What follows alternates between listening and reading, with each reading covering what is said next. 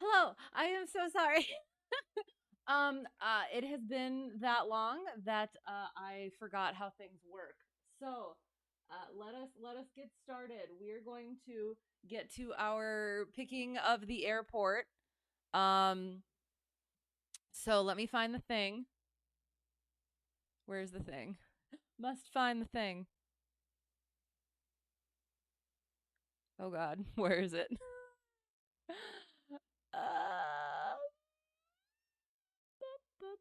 Oh God, where is it? Where is it? Where is it? Is it this one? No, it is not that one. Hang on, hang on, hang on. Yo, yo, what up, what up? How's it going? How's it going? It has been a bit.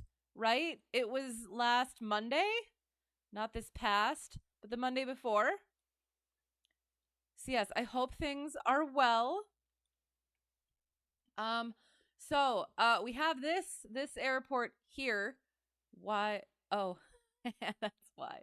Um, so I think we're gonna go here. KFIN or KFIN. Sounds like a good one. Sounds like a fun one. So let us get our Microsoft Flight Simulator up, because I think yes, I got all of the other connections up. And yes, I guess bear with me because it has been a while and I am freaking exhausted. And we can go over why, I guess. Ha ha ha ha ha. You configured your HOTAS for MSFS, currently mapping air bases on Google Earth. Ooh, so you configured your Okay. So what does that all mean?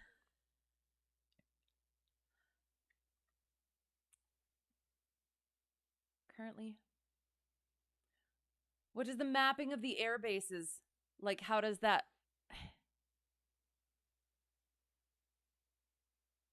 How is that all connected?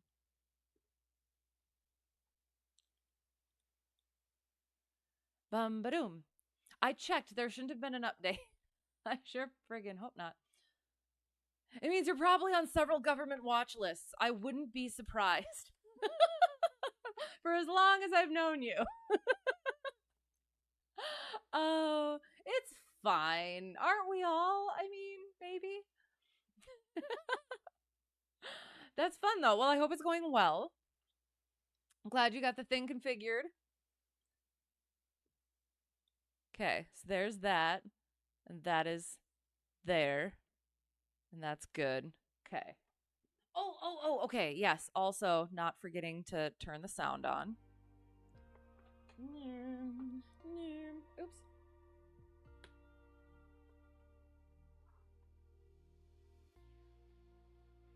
We'll make sure all the things are working.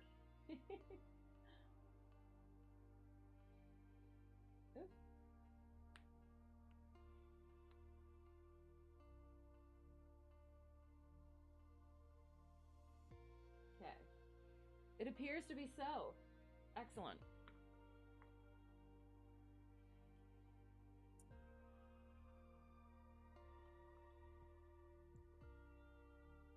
That's that movie, isn't it? Oh, I haven't. Oh, it was a book too. Always have to read the book before watching the movie. Except in the case of Lord of the Rings. Flagler Executive. And we will go here-ish. Boom. Actually, you wonder if you can configure your HOTAS in Google Earth, since it does have a built-in a built-in flight sim? You will experiment with this at some point. I bet you will. I am curious to see what becomes of it. I did not realize that Google Earth had a built-in flight sim. Is it any good?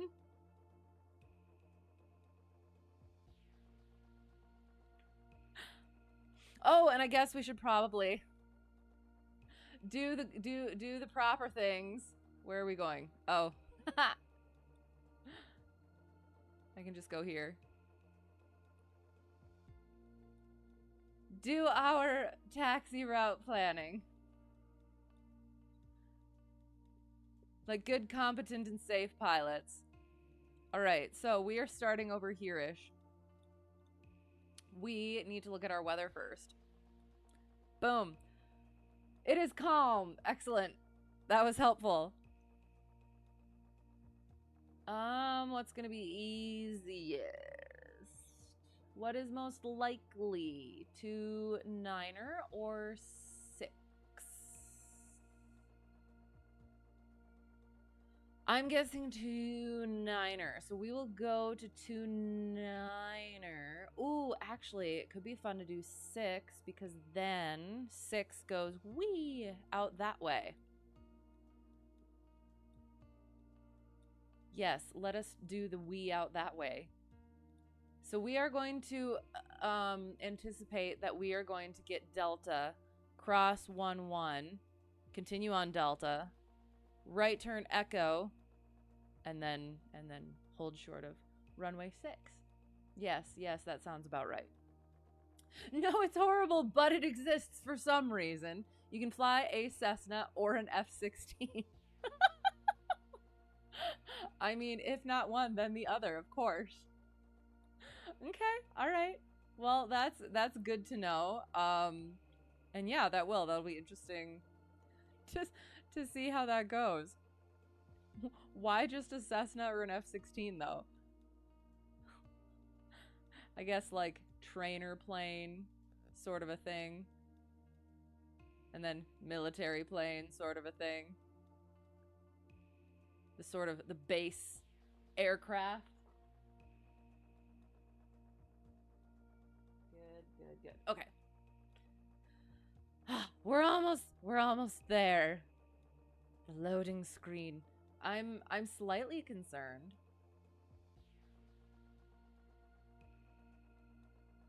Because it usually doesn't take this long. Don't take that out of context. Hello, how's it going?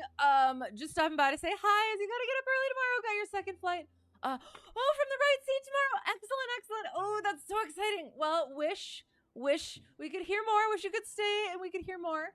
But good luck tomorrow. Sleep well. All the good things. And I guess, before you go, we can do the news, do the good news. Wait, no, I have to do the thing. I had a whole thing that I was gonna do. Da da da da da da. Oops, shoot. Oh, almost got a gamer word. Da da da.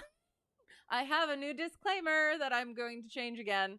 But yes, yay! The thing is done. I have become a CFI, I guess. So yes, there. That's the news in the new chapter. So now you're next. So yes, so there. So before you go, there's that, and yeah.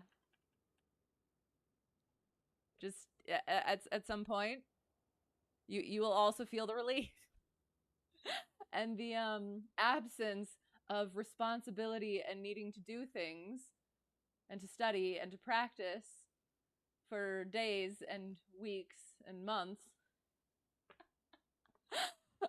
It is. It's been a long haul. It was a marathon with a few sprints there within, particularly at the end. But yes, it's nice to be done. So yes, doing the prep, getting all of that down is definitely something you want to do. Again, suggesting PowerPoints because it's very helpful, and yeah, just having one for all of the things, including the FOI. And we'll get into more of that, but we will get into the plane first. So you mean the flight sim component was never really the selling point? Right. It was probably just a quick project by some college kid. I mean, sure, quick projects by college kids have their benefits and use. So thank you. Oh my God, it has. I'll go over the things, but it has been, and it was. So yes, it was a 9 hours. And then I had to fly back to my not my second home airport. So yes, I did the thing. And that's why things have been weird the past few weeks, because I was actually supposed to, the week that I missed entirely, I was actually supposed to have checkride, but didn't end up working out, which was fine because I did get a little bit more time to prep, and then yeah, got the thing done. Wishing the best in your instructor training. Thank you. You as well. I'm yes, just trying to enjoy the moment for now. But it will. It's things are different. Like I have my little thingy. Oh no, it says unstable. So I hope that the stuff is still okay. Oh gosh. Sorry, I completely lost my train of thought. Yeah, that prep, that's what you got to look forward to. Honestly, here's the thing. I did the prep I started out doing the prep not just for the check ride, but also to teach students. And I went beyond the PTS. So like I went beyond the PTS. I took the information, whatever the subject was, and I went into it the way that I would actually want to kind of teach. And that was good. That was really good to have had. And hello! Comic Crazy, thank you for the raid. How is it going? How is your stream? What were you doing? Welcome. Hello. Good evening. I hope you are well. Yes, the prep. And yes, welcome raiders. I hope you are all well. Let me know how you are. We're having a little chit chat about some IRL things that I have done. Hello. Thank you for the follow, old man Sam. Look. What are we looking at? Hello. So I guess since you're all coming in, for those of you who don't know who I am Heidi, just in the name. And I am a pilot in real life, and I am very recently a certificated flight instructor. So disclaimer below, this is still not instruction.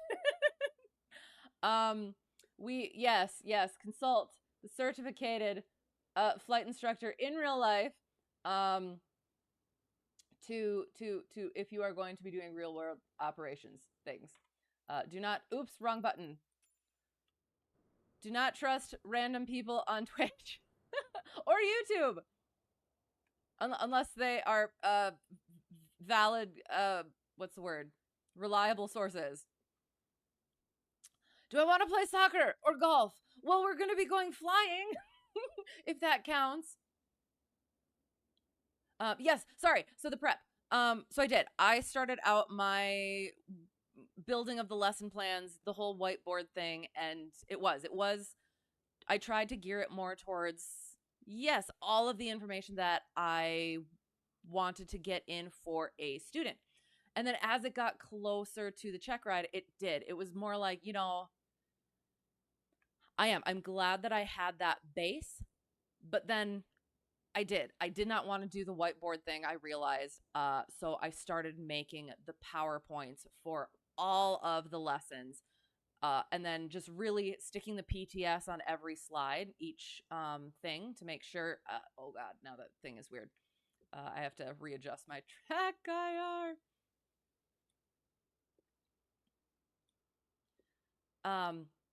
But yes, and then after having done all of that work, the actual full research of the topic, then being able to put all of that into the specific spots in the PowerPoint and really get that down so that I can just not read it off of the thing, but really have all of those things that trigger the knowledge so that I could just bleh, was incredibly helpful. So yes, so I don't really know what I'm trying to suggest. Don't just go to the PTS. Definitely get fully immersed in each topic, and then just, yes, make sure that you have each of those aspects of the PTS absolutely solidly covered. So yeah. Okay, let's get high. Yes, let us. We will. High on life and in the air and jelly bean. We have the jelly beans now. Okay, sorry. I'll get the things all together and ready and going so that it's not just me babbling about things. So yes, beautiful, pretty, amazing. And then we turn the night off. We will do a nice morning-ish flight. How about? Oh, that makes me feel happy. Okay, I mean, it might be even a little bit too much morning, but okay. Am I a valid, reliable source? It depends on who you ask. And it depends on the topic. Is that a diplomatic enough answer? All right, so am I going for double I soon? That is the plan. For instructor and I are planning on, kind of getting started right away with that. I want to do some fun flights. I want to chill out just a little bit because it's been a slog, but I'm looking forward to getting into that stuff too because I really had a great time actually at the end, apart from the panic. At the end, really getting through those PowerPoints and getting into all of that information. So yeah, I think it's gonna be fun. So hello, how are you? How's it going? Good to see you. Okay, so again, so I'm gonna do the things properly. Again, I am exhausted. We do want to get in the air, so things we do in the sim are not the things we necessarily do in real life. Should also add that into the disclaimer. So first, we are checking our circuit breakers. Gotta move that. Okay, all right. Take a picture of our hobs and our tack. Got our beacon on, excellent. So now battery goes on. We can put our pitot heat on, nav lights, taxi landing light, flaps go down. Oh, wrong button. Then we go outside of the aircraft and oh my gosh, look at how, oh my gosh, look how, sorry, it's so pretty. And that's the other thing too, is it's been, I talked about this with some people in real life. Oh, grasp the pitot tube, feel that heat, turn it off. Flying is such a privilege and it's such an amazing experience. But in this time of the training, it's been just that, just the training, working on the maneuvers and worrying about all of the things. And there have been moments in lessons where I'll just kind of like look around a little bit and be like, I'm not noticing all of the awesome things around me because I'm so focused on getting the things done. So again, having that weight off, I'm really looking forward to being able to just enjoy the things again, at least for a little bit until I go into panic mode again. All right, so we do our liquids. We test our liquids. So we drain a little bit of fuel from our wing. We lift it up to something white. Make sure that it is that nice light blue color. Give it a little good sniff. Look for any sediment. Tip it a little bit so that we can check whether there are any water, any bubble-looking things, which indicates the presence of water. Do the belly one. Do our other wing. Look in the fuel caps to actually see what our fuel level is. It appears to be 0. Oops. I was looking at... I'm looking at the correct thing. Oh, that's why. Sorry. Fuel gauges work with the battery. That is a good thing to know. That is a knowledge. That is a point of that is a knowledge. We're just going to leave it there. That's a knowledge. Okay. Apologies. So then we also strain a little bit of fuel from out of near the oil. So then we test our oil. We pull the dipstick out, we wipe it off, we put it back in so that we get an accurate reading, pull it out again, check it, and we should actually check it. I always forget we can do that. Maintenance. 4.6. That's pretty close, so we're going to newt half a quart. Close enough. Excellent. Oops. Control the space. And I did. I even had that thought, too. I'm looking at going back to my home airport and flying my home airplane again next week, just for fun. And I thought about it. I was like, should I be flying right seat or should I be flying left seat? I don't know. Probably keep up the practice. So, yeah. Okay, so we checked all of our liquids. We make sure that the static port is not blocked, our avionics vent, our cabin air vent, pitot tube, drain hole, fuel vent, leading edge of our wing. Give the wing a little wiggle up and down. Make sure it's connected to the fuselage. Check our tire, aileron, all those things, flap, antennas, make sure our fuel caps are on, brake fluid, elevator, rudder, lift it a little bit to make sure it's connected to the vertical stabilizer, other side of our aileron and our trim tab, more antennas, flap, aileron, oops, other way, wing, leading edge of the wing, tire, brake fluid, vents, leading edge of the propeller, exhaust port, air intake, nose wheel clearance, shimmy damper. Give it a little look. Excellent. Looks amazing. And then we go and we check our checklist. And then we get in the plane. So, I'm going to have to move that for a second. So we get ourselves in the plane. We'll go like so. We'll go like so. And then we will, what will we do? Fuel is on, trim for takeoff, circuit breakers, and then mixture goes rich, throttle goes slight, carb heat is off, lights are good, master. I think this one does need primer, so we'll do 2.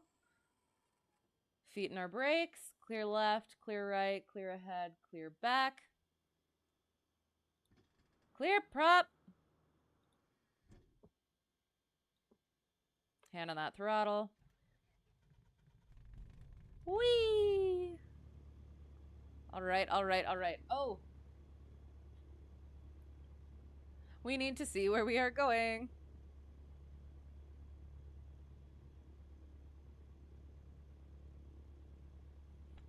Ah. Sorry. Oops.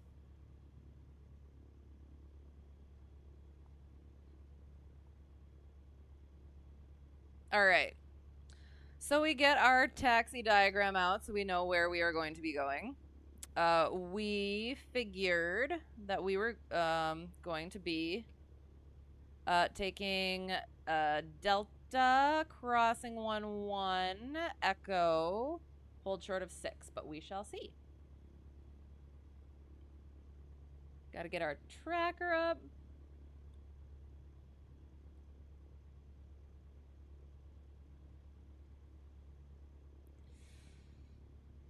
All right, so we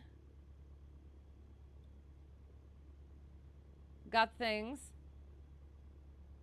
Nav lights we will put on. Won't put our taxi light on yet because we are not actually taxiing.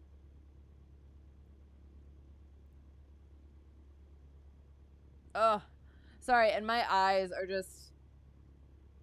So if you see me doing that, it's because I need sleep desperately. However, we're going to have some fun. Ah! Again, only in the sim. So, we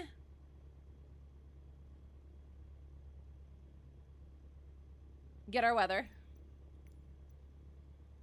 Because we have to get our weather letter. KFIN. Oh, and that's why I chose KFIN, because Elfine, it's the end. Yay. Haha, did the thing.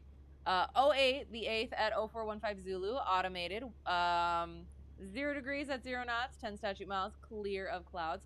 70 degrees temperature, 16 degrees Celsius for our dew point.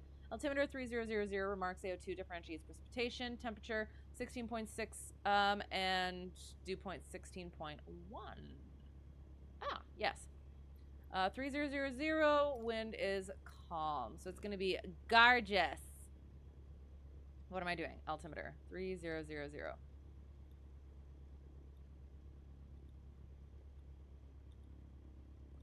Boom. We check. What is our elevation? 33. That seems about right. What are sleep? Yes, exactly. It has been. It has been. I mean, yeah, I definitely the last few days I definitely got myself to bed early when I could and then had to get up early. But yes, yes, caught up with me. Hello. I need to look at that closer. I like it. So yes, we did the thing. We got our things together. We're ready to go. This one does need to be leaned out on the ground. Oil temperature and pressure is coming up. That's probably a little bit much. That was definitely a little bit much of the mixture out. Okay, so we got our weather. We're gonna say it's X-ray because that sounds fun. Actually, we're gonna say it's whiskey because that's funny. All right, whiskey. So we're gonna call up tower. Just kidding. We're gonna call up ground. Sorry, I totally know what I'm talking about. I feel like I can't make those jokes anymore because I do and I'm supposed to. So yes. Okay. So we're ready to go. We're saying who we are calling, who we are, where we are, weather letter, what we want. And we want to depart to the north. We'll just kind of like fly alongish the coast. That sounds like fun. I like that. Yes, let's. North. Or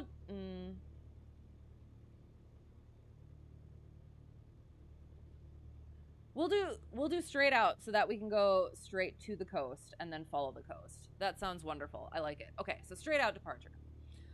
So we call up where are we? Flagler. Let's check to make sure that that's actually what we say. Flagler ground. Flagler ground, Cessna Hotel Tree 1 Delta 1. At the GA ramp with whiskey, we also have the weather. Ready for taxi, VFR departure to the northeast. And then they will say Cessna Hotel Tree 1 Delta 1. Taxi Delta cross runway 11. Echo hold short of runway 6. Or runway 6. Taxi Delta hold short. Sorry.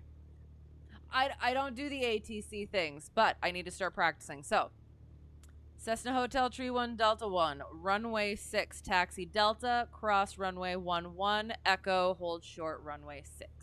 And then we read back.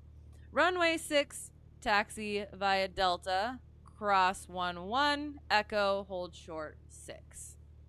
All right, let us do the things. It looks like we have a little bit of a sort of a run-up area, so we will plan for that.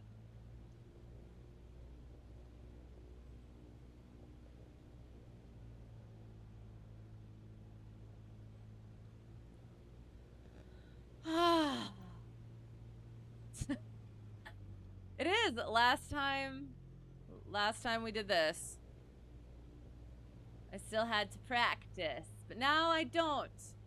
But we can, I guess. We're crossing our movement boundary area line. We're on Delta. We're crossing 11. We're looking. We're making sure that. Oops. As always, recall I don't have that great of control over this aircraft. I do in the actual plane, however. Oh, also. Oh, and forgot these. I entered and already exited. Runway 11. Where have you been, Foreflight? Probably going a little fast.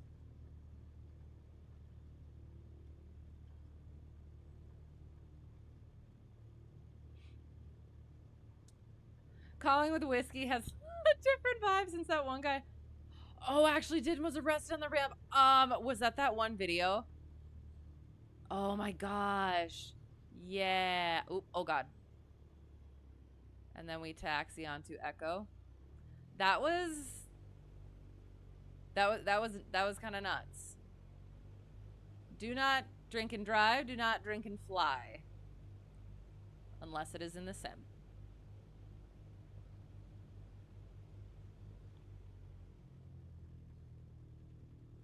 I feel like there's a thing that can be made if...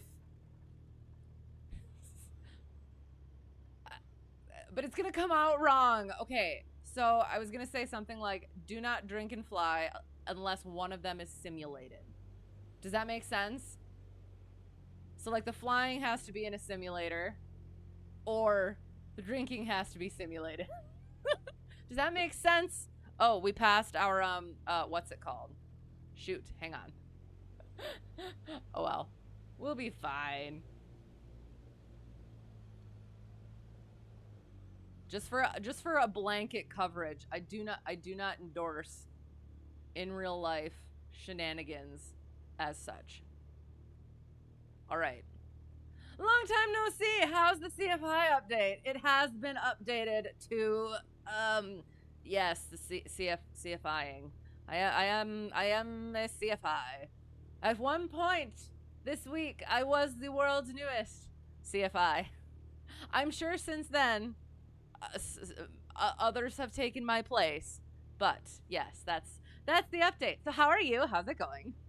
We are quite well. Oh, and we have jelly beans. So we do our run up.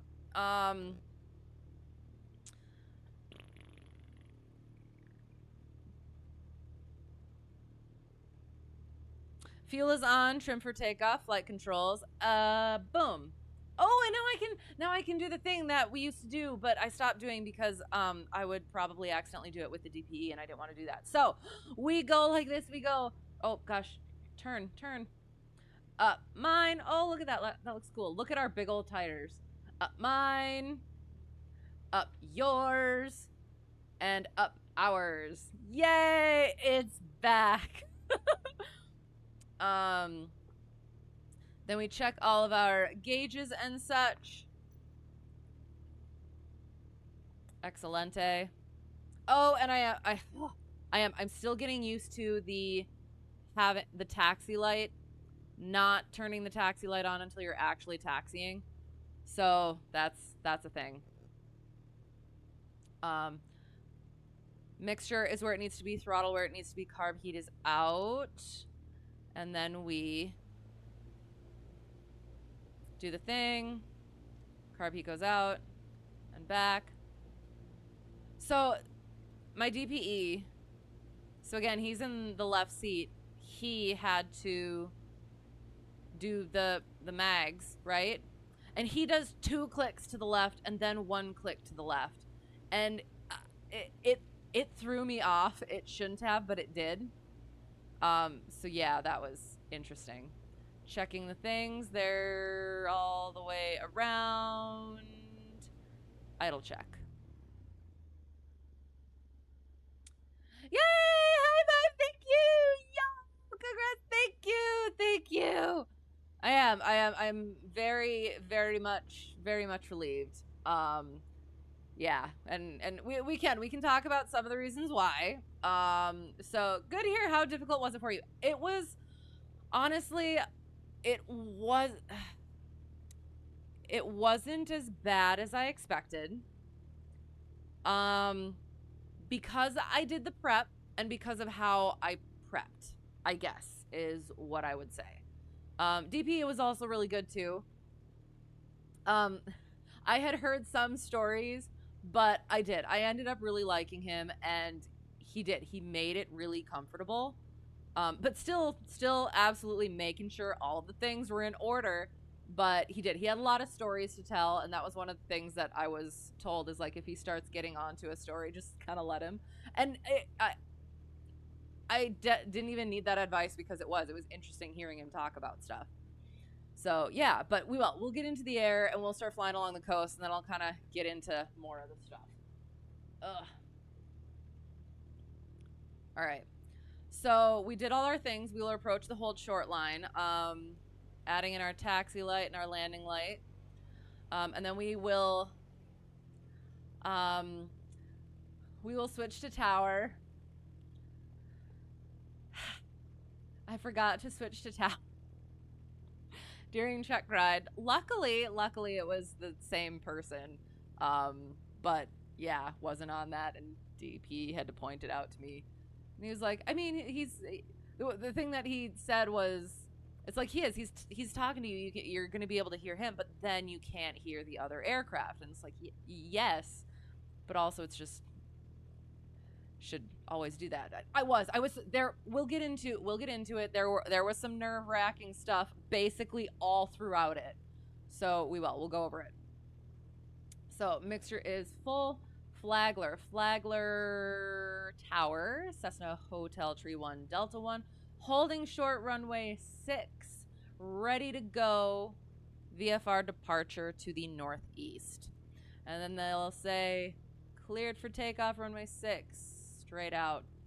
We'd say, cleared for takeoff, runway 6, straight out, Cessna Hotel Tree 1 Delta 1. Clear right, clear left, and go.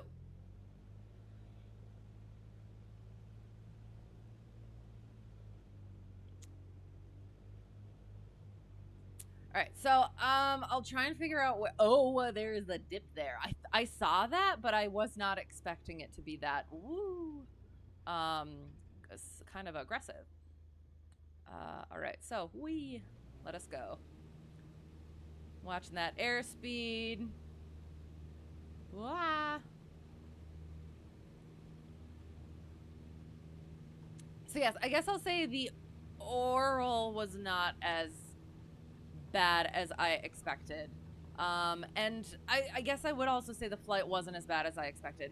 However, there is a caveat to that statement, and I will get into that. So I was scheduled to take checkride the week of Valentine's Day.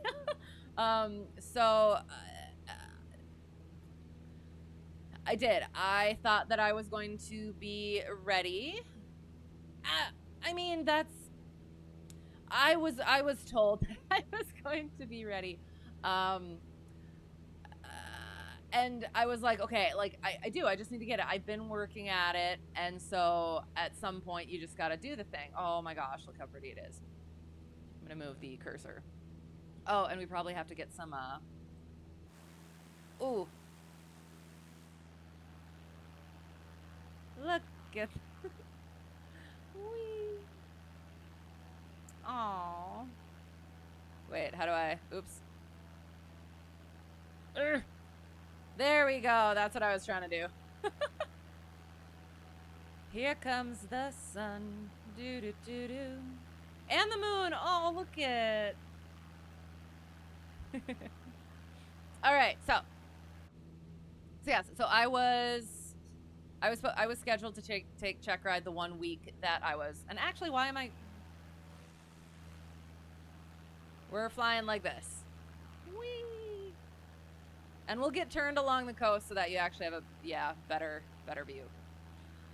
So I was scheduled to take checkride middle of February. And it was gonna be fine, and I was gonna get checked off, and then I contacted my instructor, and he goes, oh shoot, I am not gonna be around, kind of, except basically the day before checkride. So I still had to get signed off and everything, so that was gonna be a little bit tight. So I was nervous about that, and then I was nervous about everything else, because I had committed to that ferry flight, my most recent ferry flight, and then that pipeline stuff. Not the pipeline stuff, I hadn't committed to that. I didn't find out about that until on the ferry flight. But I had committed to the ferry flight, and as I was talking to Mr. Bossman about the ferry flight, I got the text from my DPE. And I was like, I can make it work. I still have the time. I have all of my stuff together. I've done the work. But then, so I was like, okay, yeah, we can do it that week. And then it did. It turned out instructor wasn't going to be like around to be able to sign me off and everything. And so I did not get my IACRA stuff in. And so I had a flight the weekend before I was supposed to take checkride. That was the one where I did not do well. I did not feel like I did well. So I was nervous about that too. And I was already thinking, you know what? I need to put this off. Oh, we have... Oh.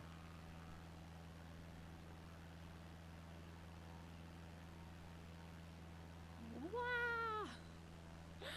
I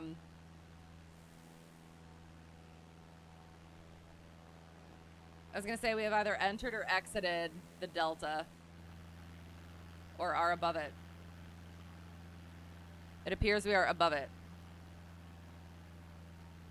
So I was thinking about pushing it off, and DPE texted me, we will get to 2,000 and I'll try to attempt to level off.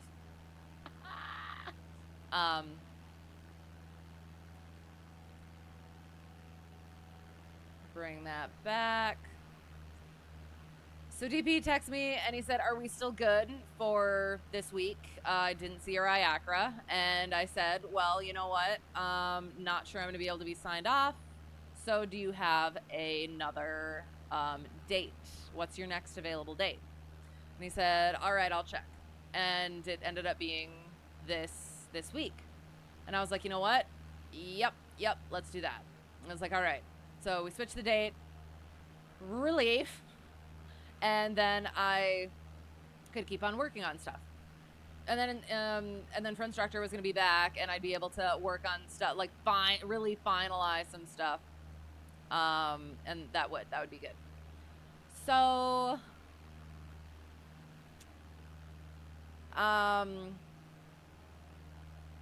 it's in favorite instructor TV. No. Well, I mean, well, hello, by the way. How is it going? So yes, so I am an instructor. I am an instructor now.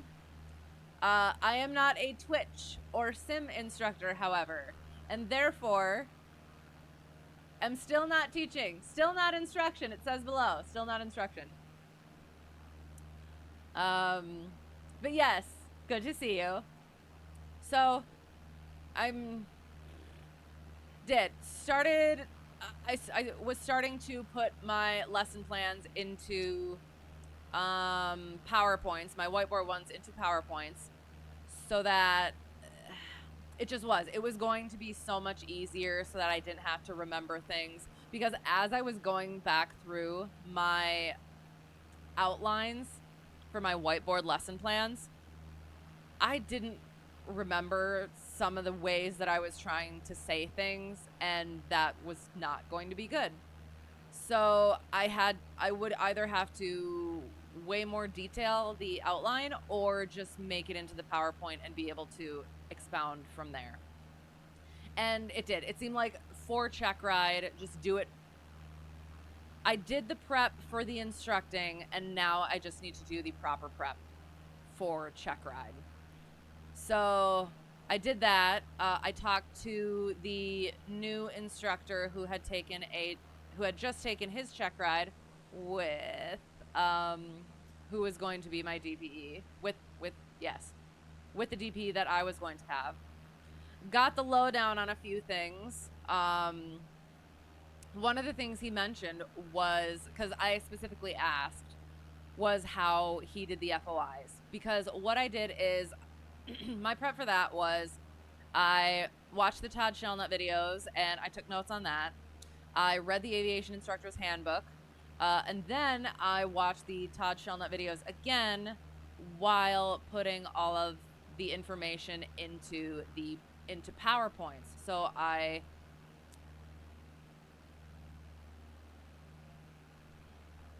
took the PTS and I made the PTS into slides, and then I filled in the information from the Todd Shellnut videos. And then I also use the BINS lesson plans as well. I can't quite actually remember the order, but I guess it doesn't matter. But I also heard from number one instructor. He told me one of the things is just have the FOI down cold.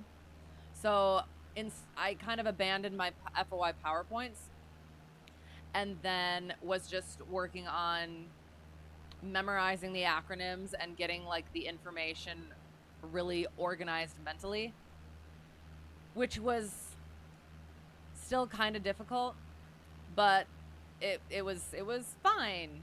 And then I talked to the instructor who had my DPE, and he said he let him use his PowerPoint. So I was like, all right, that's what I'm going to do.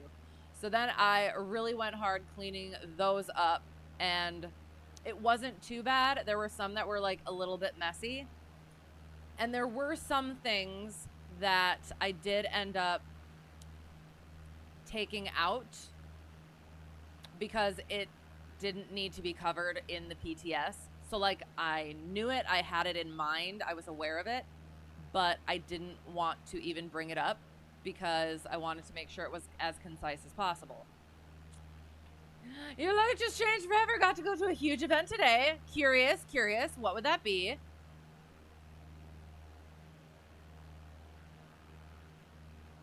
So I did. I ended up cleaning those up. I felt a lot better about that, especially going over and over and over the things. It got the information a lot better into my mind anyway. So that was great. And then with that, I started working on, putting my other lessons, my whiteboard lessons into PowerPoint form, which that was a lot better as well. There were, again, some things that I decided to take out. Like a lot of that I took out was like actual calculations and examples. Like I'll do that with students, do examples, go through examples with them, but I did not want to have to worry about that on the checkride if I did not have to. So got those together, basically worked on like the really major ones, and then ended up leaving the sort of easier, more straightforward ones for last, just in case I did not end up having time, which I didn't. So there were about 6 that I did not actually have PowerPoints for. Actually, 4. It ended up only being 4. 3 in the technical subject areas and 1 in the pre-flight preparation. So I was able to practice those. It was a little nerve-wracking because one of the ones that I couldn't get to was the navigation systems. And for some reason, I just have I had a little bit of a tough time trying to remember how I explained the VOR. And I was just kind of getting tongue-tied and frustrated, and it eventually kind of figured it out. It clicked better, but it is. I always worried about what's going to happen during check ride. I'm already going to be nervous. So is that going to make me really mess up? And then if I hesitate, then I'm going to notice that I'm hesitating, and then I'm going to hesitate more, and I'm just going to freeze. But it was fine. It had to be fine. So yes, the other snag, which alluded to earlier, Big 99 for you, got to see the world's first ever exclusive screening of 100 years of the Duke Blue Devil mascot. Okay, copy from another channel. Don't feel like retime. It sounds good. Check my rig. She freezing for it. Oh no, am I? It did say unstable earlier.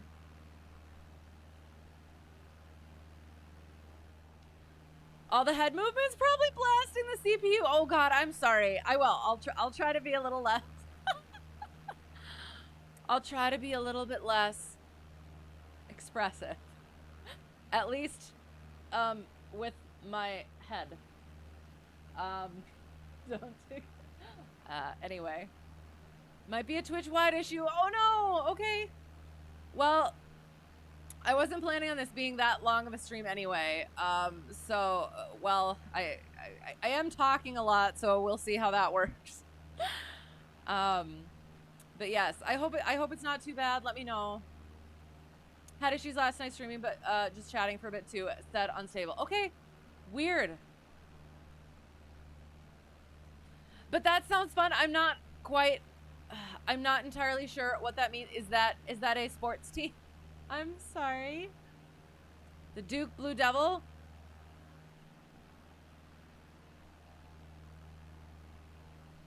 That sounds really exciting.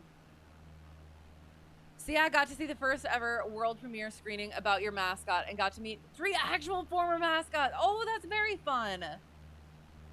Well, awesome. Congrats. That sounds like a fun time, and I bet you'll be riding that high for a while. The Duke Ivy League University. Okay, sounds good. Nice. Well, fun. I'm very happy for you. And that sounds like a great time. And it sounds like a really interesting project. And to be able to watch it and get all that history. Okay, so we are climbing a little bit, but that's okay because we are coming up on a on another towered airport. So yes, oh, okay, so the snag. So it was like last week. I want to say it was even Friday. And DPE asked me about my endorsements, so I had to take pictures of the endorsements and some other stuff. And in that time, I asked him, so is there anything else that I need to know from you? Like, are there, one of the things was, are there any weak areas that you notice in students? I'm not asking for him to tell me, tell me the answers, what things am I going to need to know, but just just any particular weak areas that he's noticed. And basically what he said is, he can't tell any of the optional tasks beforehand, which I knew, and all of the mandatory tasks are in the notes at the beginning of the sections of the PTS, which I knew, and some other stuff. But it was just basically he laid out how the PTS works and everything, and I was like, okay, so I got that down. And so the one thing he said is people aren't prepared for every task. That's primarily the thing. Have a plan to teach each one. And I was like, okay, I got that down, or I thought I did. And then he goes, oh, and your maneuver lesson to be performed in flight is the power off 180. So do you remember, as we were practicing in the sim, as I was the dice turtle of destiny, I would pop his shell, and he kept on landing on the power off 180. And I was like, oh, I don't want to practice this because I said it's, oh, okay, I'll say a little bit of a little teeny tiny gamer word. I have heard and I have read online that it's kind of a dick move to give the power off 180 during a CFI check ride. So I was completely under the assumption that I was not going to get the power off 180. That would be the one thing that I wouldn't get. And even when I was flying with instructor before getting signed off, he asked me to do a power off 180. And I'm like, well, I'm probably not going to get that, right? And he's like, oh, well, we're gonna try it anyway. Which I guess all of that together is a good thing, because we practiced it in the sim and we practiced it in real life. But then again, I also had to, in addition to all my other stuff, like reworking my PowerPoints, I had to make a new one for the power off 180. and then it was like, am I gonna be able to land that thing? You know? So yeah. So oh gosh, that was another point of stress, and it was basically like, not entirely resignation, but it was. I had sort of a resigned isn't the right word, but I'm gonna use it. I resigned myself to the fact, or I what's the word? I let myself be okay with the fact that I might not pass the first try. So yeah, so that was yeah, another point of nerves. Yeah, Duke might end up going to the Dallas region for the NCAA tournament. What does that mean then, though? Why? Words I can't say because I'm a lady. Hello, how are you? Fist bumps, yes. Power Off 180 happens on PPI checkride too. Hello, how is it going? What is PPI?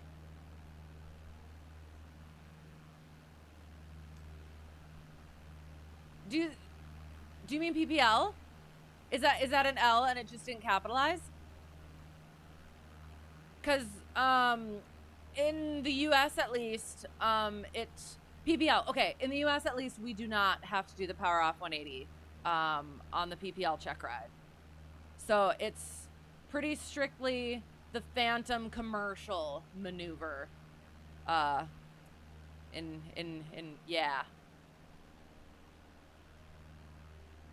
Again, at least in the US.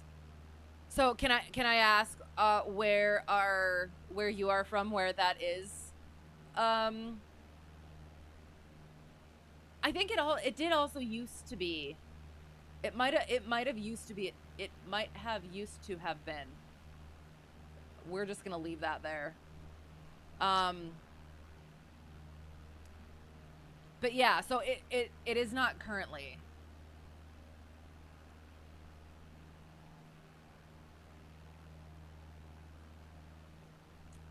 Does power out on downwind count? That, yes. So depending, I do recall when I first started my training, number one instructor, I think he tried to have me start doing landings all power out on the downwind just to do that. I'll spin this around a little bit. We'll get different angles. We don't want to get too far away. We'll just keep flying in between these two airports. So I think he tried to start having me do that, just power out on the downwind each time, just to like get that to be, if that's the norm, then it's always practiced, and so it's a habit. But I think then he decided to not do that at some point. So hello, haven't been here in a while. Well, it's good to see you. Hope you're well. Side note, mapping project is making good progress. Nice. Tedious AF though. All the good things are, or all the worthwhile things are, or many worthwhile things, I would assume at least. That's good though. Glad the progress is coming along. How is my flying going? My flying is going well. Now, I'm sorry. I'm exhausted. I am an instructor now. I have passed the check ride. I don't know. I can't remember if you saw that or heard that, but yes, that's where we're at right now. So it apparently went well enough for that. So yes. You took PPL 2 months ago. DP pulled power mid downwind after you performed soft field and short field landings. Flew out of KSAC here in California. So that might did you train for that as well? Are you with a specific school or something? And is the DP affiliated with that school where that's like a whole thing? Or were you kind of done with checkride and he just kind of, but awesome, congratulations, by the way. Sorry, just like really into the conversation. Excellent. Welcome to the skies. But that's interesting because it was the first time without training wheels, to be honest. Okay. And how did it go then? I mean, obviously you passed, so that's good. Well, and after you performed soft field and short field landings, did you go through? Hello, how is it going?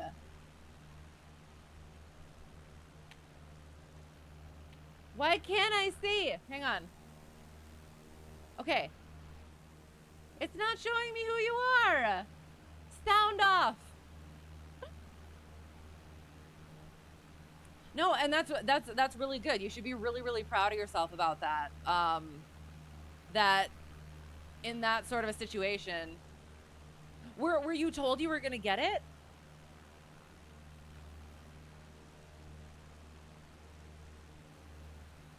You turn base earlier usually and flap slightly later, but you managed a smooth landing. That's so awesome. If you were not expecting that and you were able to pull that off, especially in the check ride situation where nerves are already, up there, that's so awesome. But yeah, so based on the ACS, the Airman Certification Standards for private, that is not a required maneuver. So I'd be curious why that was on your check ride then. Have I taken on any students yet? I have not. I just got it done. So I want to take a little bit of a breather. Like I said before, it was a marathon, and then there were a few moments of sprint. And then it was almost like a continuous sprint for the past like week or two. So that was exhausting, and I'm just trying to yes. I'm gonna take a little bit of time. I wanna do some fun flying and get back to the enjoyment of it. So yeah.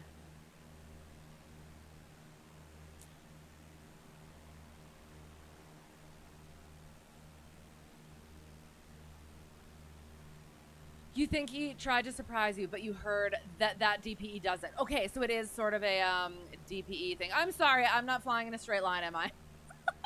Sorry. You're doing an excellent job.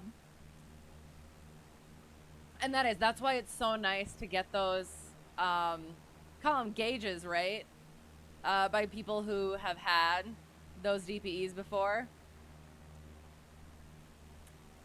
Get kind of a feel for what you might be able to expect.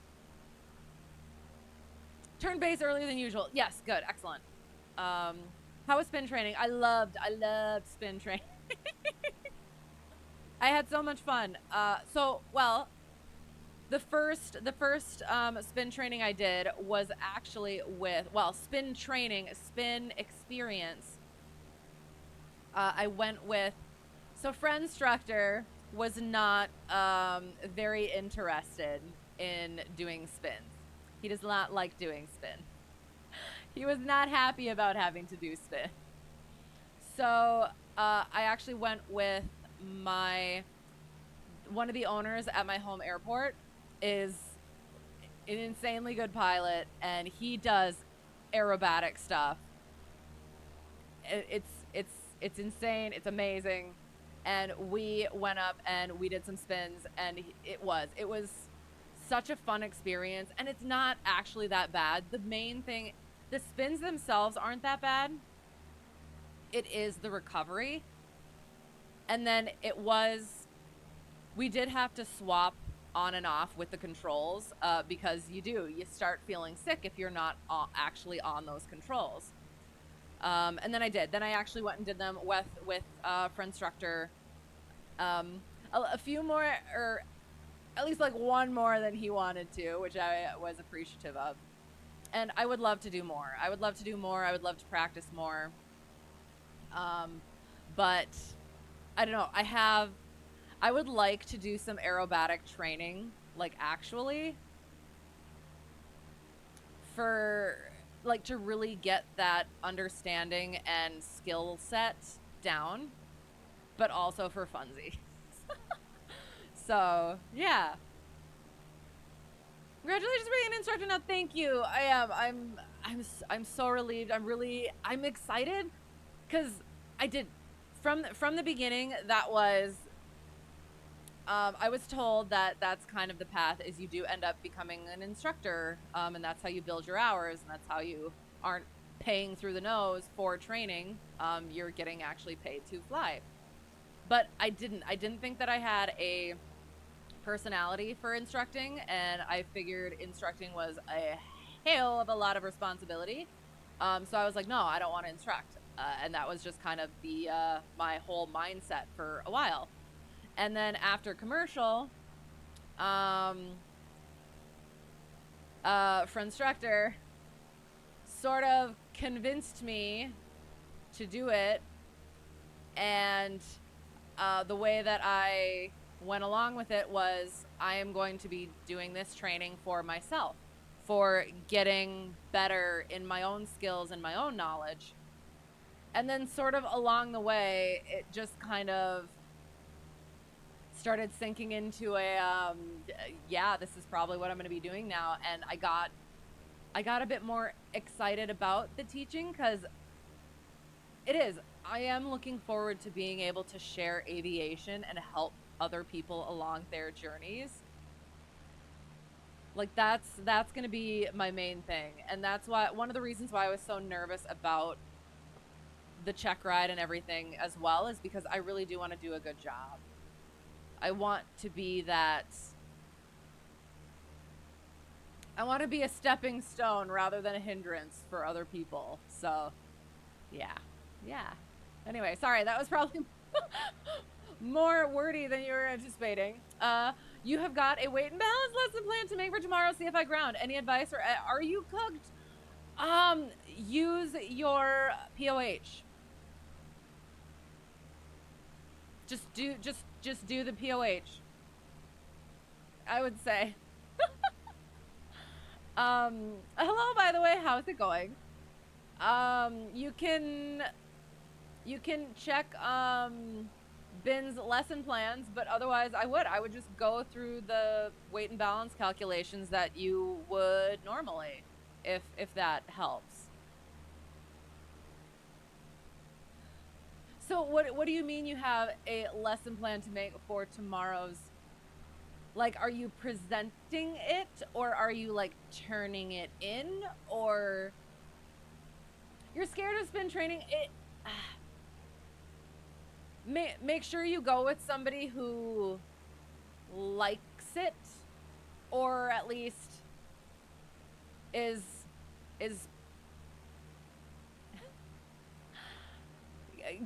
make sure you get somebody who's going to make you feel at ease, I guess, with it, because it's not actually that bad, because you're not, when you're in that spin, you're also stalled. So, maybe that sounds worse, but you're not going fast. Your airspeed is low. You're just going downwards. And then it's just that rudder control, making sure you're not inputting that aileron and getting that nose up nice and gentle without getting too many of those G's in there. So it does. It's perfectly reasonable to be nervous about it, because it is.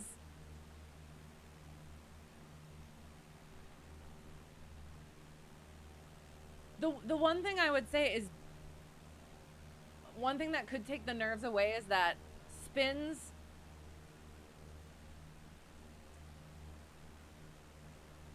should only be nerve-wracking, but the main piece of things that makes spins scary, I guess, would be if you're not expecting it. But you're actually getting yourself into them. You are expecting it. So I would hope that that could help. Yes, maybe.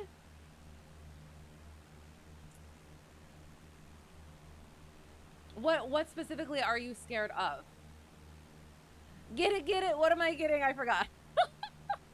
Take you skydiving. It'll be great training. Fair. Presenting, your chief CFI runs a class and he has you do lesson plans live so you can be publicly roasted. Oh God.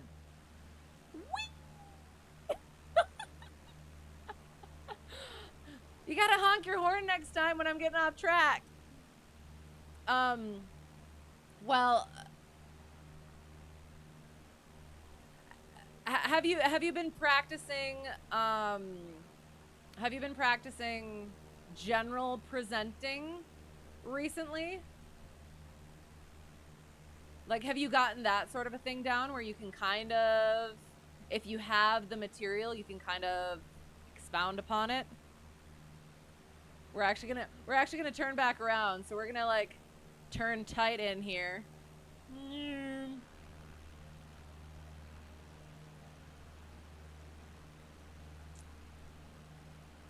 You're good on skydiving, you'd rather stay in the plane. Also fair.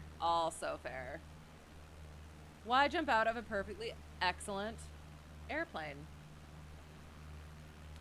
Good training in the long run into what works, how you present, etc. Right, and that's one of the things that FOI went over too, is when you're able to go over things with peers, you all get to learn and you all get to see different methods, and sometimes it might be more palatable if criticism comes from peers, or at least when you're discussing things.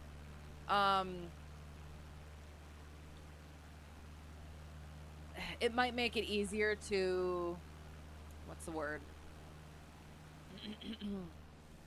To really get a bit more in depth on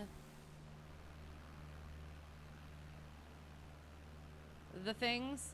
Sorry, I'm trying to get back over to the actual coast rather than flying out to sea.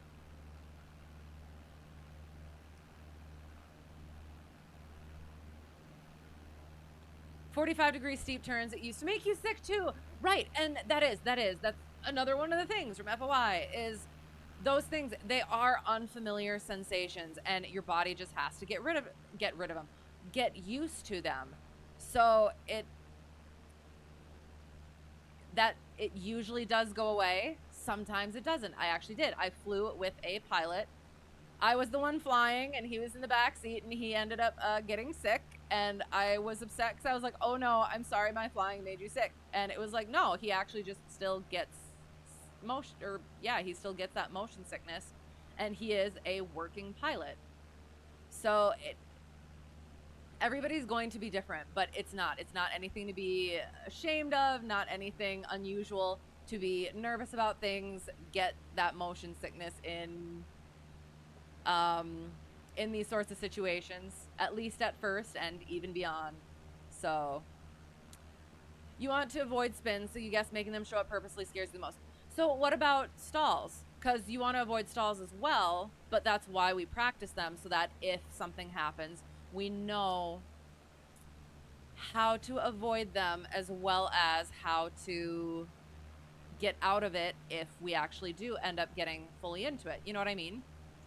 Not an adrenaline junkie either. Fair enough. They're actually, I'm trying to remember what I said, because it actually surprised me. It was actually more benign than I was actually expecting, because I was kind of going into it for like the excitement, but it was actually a little bit chill. So everybody's gonna be different, so as long as you're comfortable with who you're doing it with, and you know what you're getting into, you'll do fine. And don't be afraid to talk to your instructor about your hesitations, because that's what that's what they're there for. That's what we're there for. Oh God. Is to help you feel at ease and get you to where you need to go. College students, so you guess so, but it's your first lesson ever. You have a pretty decent pool of knowledge, so you should be able to teach it. Just need a plan to help to keep you on track at this point. Must avoid rabbit holes. Yes, that is absolutely true. I would. I started out again doing whiteboard lesson plans and kind of making it how I kind of wanted to teach actual students. So I got really in depth on it, like complete with examples and stuff like that, or planning to do examples with current information and everything. But then when I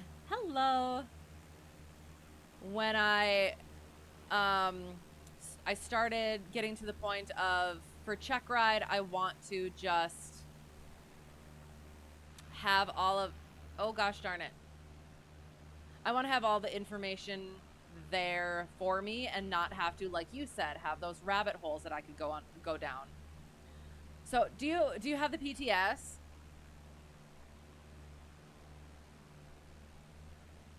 So I would, for actual knowledge and teaching, make sure that you're going deeper on the information than the PTS. But specifically for checkride and for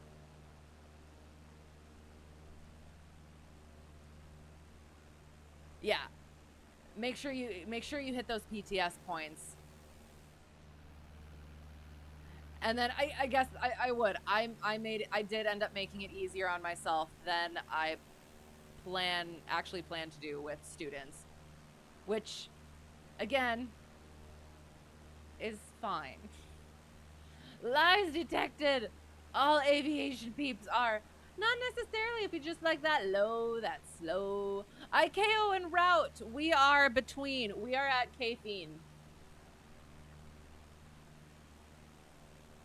And we're literally just flying north along the coast and coming back. We are on US East. I'm sorry, okay, I'm not too far behind. Aviation in general is a risky endeavor, but the unrivaled safety is due to risk mitigation. Exactly. Spin stalls aren't any different in that regard. Right. Very true for stalls. You were also nervous and scared to do stalls, but you actually have come to enjoy them now. Right. So it is. It's once you get, and that is the thing too. With that is, I wasn't, my second lesson, so it was discovery flight, and then my actual first lesson, so that lesson, number one instructor did stalls right away. I mean, we did like fundamentals of flight, I think, and then slow flight, I think, and then we did stalls. And the reason he said that he does that is because just get that sort of a thing out of the way early and let you know that it doesn't have to be a scary thing, and the earlier that you are okay with those things, the better you're going to be overall. So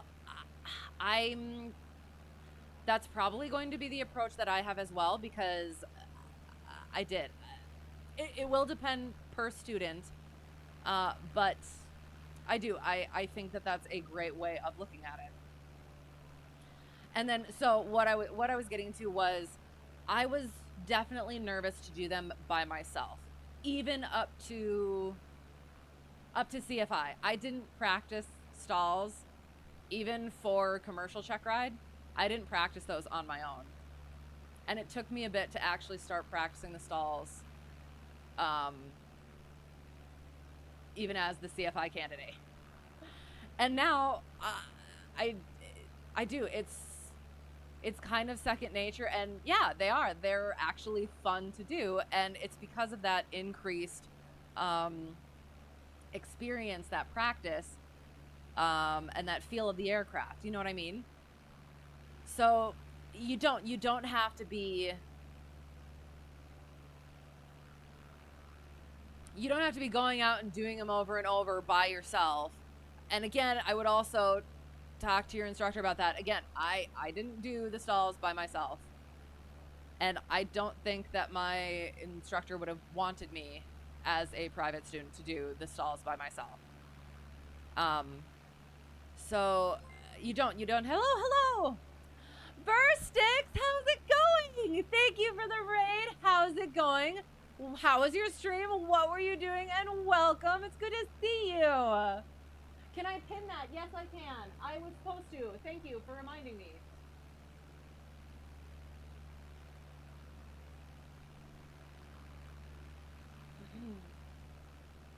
Well, if it helps to remember the ICAO code, it is the K, and then it is FIN, because it is the ending. It was the ending of the CFI journey. Hey, Raid! Yes! Good to see you! What is up? The airplane. What is up with you? Well, I will do my standard thing for those of you who don't know me. Hello, welcome. Happy to have you here.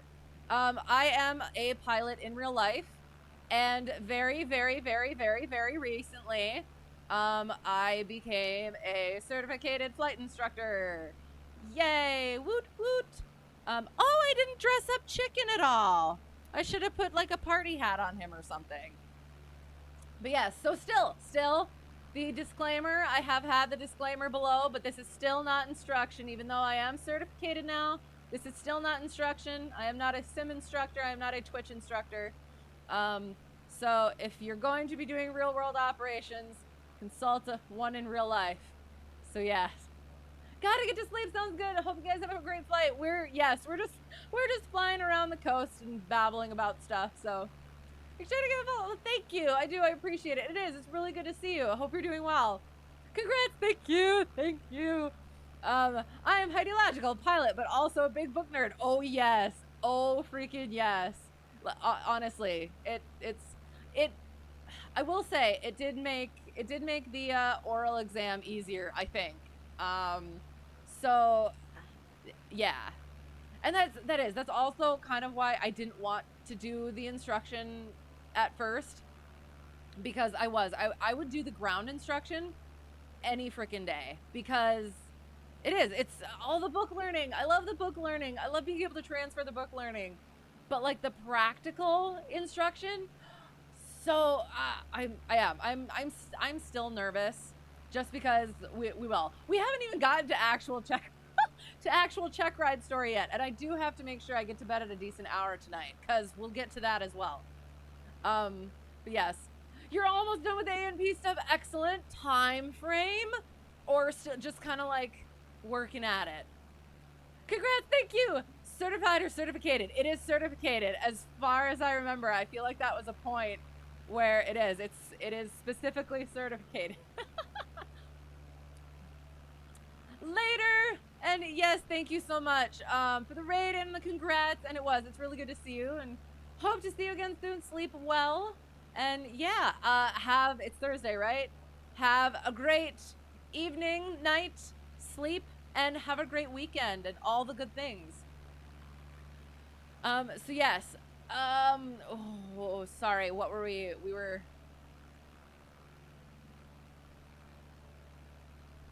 enjoying the stalls, yes, and then your neck started hurting, so you switched sides, then decided to, head back for circuits. Oh, okay, I'm sorry. Was that you? Is that what you were saying? I am so sorry. Well, thanks for flying along for a bit. Yes, okay. So, where were we? I think we ended the check ride with the, yes, I was going to have to do a power off 180. So that was my maneuver lesson that I was going to have to perform in flight. So I had to make the PowerPoint. Excellent. Add that to what I had already divvied out the rest of my time. I had already had a plan. I had already had a plan in place. And then I had to add that wrench into the works. So was hoping I got one more flight. Did I get another flight? I can't even remember.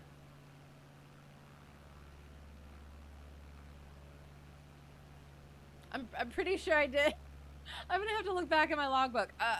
Yes, I did. I got one. So that was for instructor and I were going to have one more lesson. Go over the PowerPoints that I had gotten through, as well as do another flight, like final flight. And then had to add that one in there. So I quick threw a PowerPoint together, which I was actually surprised it went fairly well. Which again, I was happy about. Like, it comes with experience, and I'd been working on PowerPoints. So yeah, it was a bit of a confidence boost that I was able to quick throw that together the night before, and it actually turned out okay when I presented it to my instructor next day. So we did that. We practiced the power off 180s at that point, and I was so nervous, and I was again a little bit resigned to, well, I'm probably not going to pass at this point. But they ended up going pretty well. I actually felt more comfortable doing them. I don't know if it was because it was the 150 or not, but I felt like I had more control of the 150 than I did the 172 I did my commercial in. It could be the aircraft, or it could have been just because I have more experience now in general. So I don't know. So I was like, okay, I at least have a chance. I at least have a chance to pass this thing. So did that, and then it was like the next few days, like every day leading up to checkride, I was just hammering away at getting the PowerPoints together, practicing them, and then eventually I wanted the day before my checkride to be chill. Like, that's what they say you're supposed to do, is have a chill day the day before. Be all done with your stuff, and then just have a nice, relaxing day. That didn't happen. Because my plan was I had to fly to a different airport. So I didn't want to have to get up that early and then have to fly and then do the oral and then do the flight and then all of that. So what I did was I flew the plane. The plan was fly the plane over to the airport and then get the courtesy car and everything. And like I've been doing the ferry flight, so like that's not an issue for me anymore. I actually so this was the second option of DPEs that I was going to have. The first option was a lot further away, so I was going to have to fly down anyway, like either like the night before. Hello, Mustafa, thank you for the raid. How's it going? How was your stream? What were you doing? And welcome. Moose Heart. Okay, there. Moose Heart. Good to see you. How are you? Welcome, everyone. Well, I guess I'll say the thing again. Hello, welcome. For those of you who don't know me, I am a pilot in real life. And yes, again, I love the Moose Heart. I love the Moose Heart too. It makes me so happy. Yes, so flying Heidi-ho, how's it going? Good to see you. Flying Southwest 737 from Las Vegas to Colorado Springs. That sounds awesome. How was it? I bet that's really pretty too.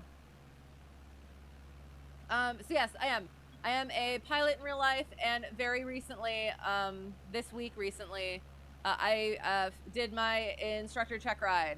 So I passed. I am officially an instructor now. So yes, but again, this is still not instruction. I don't do things in the sim the way that I do them in real life, and I don't do things in real life the way that I do them in the sim. Please keep that in mind. Oops.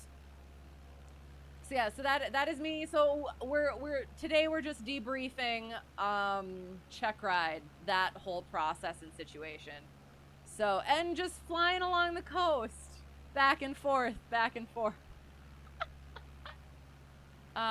it was dark when you got there, and the weather was poo, and you did have to go around when you didn't realize how close you were to the runway on the approach, while not even slightly configured for landing, but otherwise great success. Other than all of that, that's awesome though. I'm glad. But it's kind of fun to have those sorts of situations where things don't always go quite the way that you want them to go. Keeps it interesting. Hello, congrats to the CFI, thank you. What is next? Double I, and potentially also multi-engine. I have to figure that out yet. But yeah, it is. It's going to be definitely the double I. I'm gonna get that written done, and I'm looking forward to getting deeper into the instrument stuff, because yeah, I really enjoyed getting into all of the information in just the CFI. So the instrument, that'll be fun. That'll be good. It does, yes. God, my CFI awesome. Thank you. Yes. Oh, it is. It's a huge relief, weight off, and yeah. Still on one hand recovering, but also we'll probably need to recover from the celebrating as well. That'll probably be this weekend. But yes, we'll eventually have to get onto a proper sleep schedule. But it is not quite this day. But yes, so I plan to. Oh yes, so first DPE was a long way away. I was gonna have to fly down. I was so freaking nervous about that. Getting there and having to get a hotel and get a car and figure that stuff out. And then since then, I did the ferry flying, and that's just not an issue for me anymore, which is awesome. So same thing, was going to have to fly the plane over to the airport anyway. So I decided to go hangar it, or at least have it over there the night before, and figure it out from there. Which I'm glad I did. It worked out, and they were able to get it into a hangar, because it was going to be gusty. Because that was the other thing too, is the weather looked like it was going to be fine, and then all of a sudden, the wind, freaking wind. And again, I'm in a 150. So the plane was there, so it was the whole thing where at least we'll get the oral done, because we are intending to fly. So yeah, so I did. I had my days planned out that I was going to finish stuff up. Oh, it looks like we can turn around again. We'll go this way. But it is not this day. All right, Aragorn. Oh, you got the reference. Yes, I'm so happy. I do. I use that all the time, and no one has called me out on it. So now it is this day. Oh, that would be a good idea. Love LGR. Yes. Yes. Have you seen? Sorry. Okay.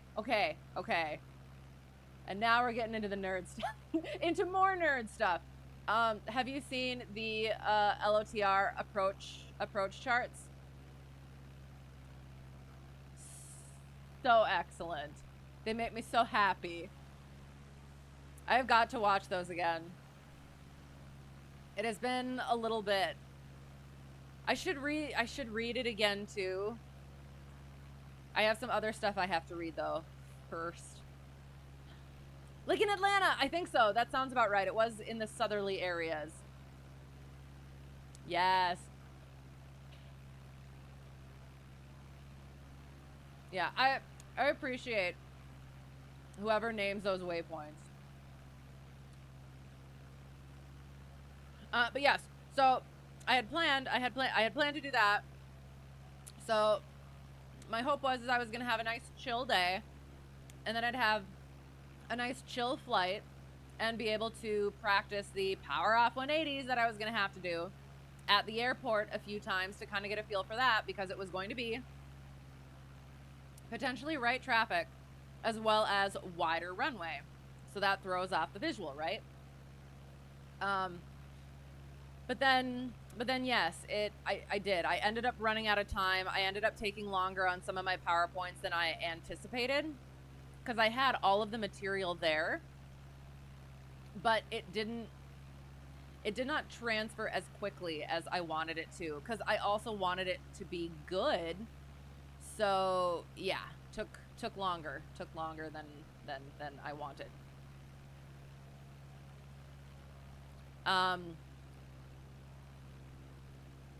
So I did. I ended up running out of time and just having to practice some of my whiteboard ones. So I was just hoping that I wouldn't get those, because if I didn't get those, then I would just have all of my PowerPoints, and all of them be my PowerPoints, and it would be fine. So then I did. I ended up taking a little bit longer and getting to the airport a little bit later, and I ended up just finishing up practicing the whiteboard things, and it was a little later than I wanted to be getting to bed, but that was okay because it wasn't too bad. And then it was waking up and going the next day. And then, yeah, it was looking like it was going to be gusty, which is like, oh, excellent.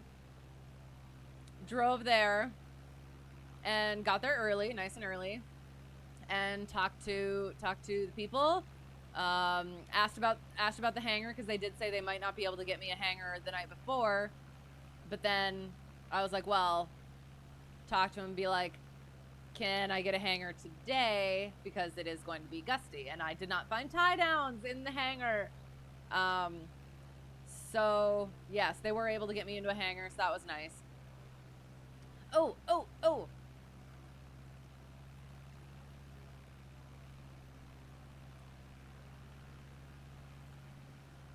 Your brother and I watch the extended edition trilogy every Christmas.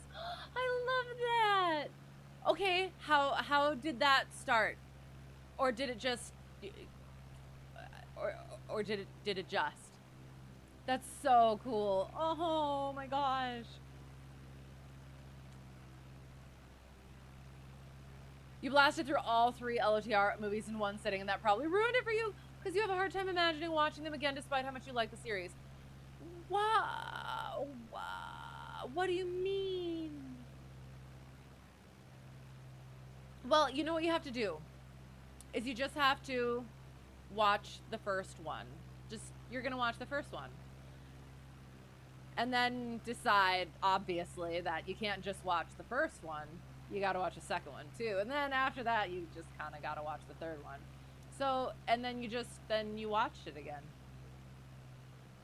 And what do you mean? That's kind of like, it's not the only way you can do it, but that's the best way to do it. Got to do it all at once. Marathon. Must have been the 15 endings of the Two Towers Rambler. What do you mean? Love them. Yes, it's at Atlanta, Gandalf 2, and Hobbit 2. Yes. Balrog, I believe, and Gimli as well. Started by you doing a 3D puzzle together while watching it one Christmas, and became a tradition. Puzzle at LOTR. Oh, okay. I freaking love Christmas puzzles. You have excellent taste. You have absolutely excellent taste. I mean, I'm not surprised at all. I want to make sure that is stated. That's awesome. And you watch Independence Day on July 4th, fair. Bill Pullman's speech inspires you, also fair. When you think of watching LOTR, you think of the pain your butt went through that day. Also, your brain was so mushed by the end. That's why you have to adjust your positioning, get a very comfy pillow to sit on, and get up and stretch and stuff. Practice your sword fighting skills.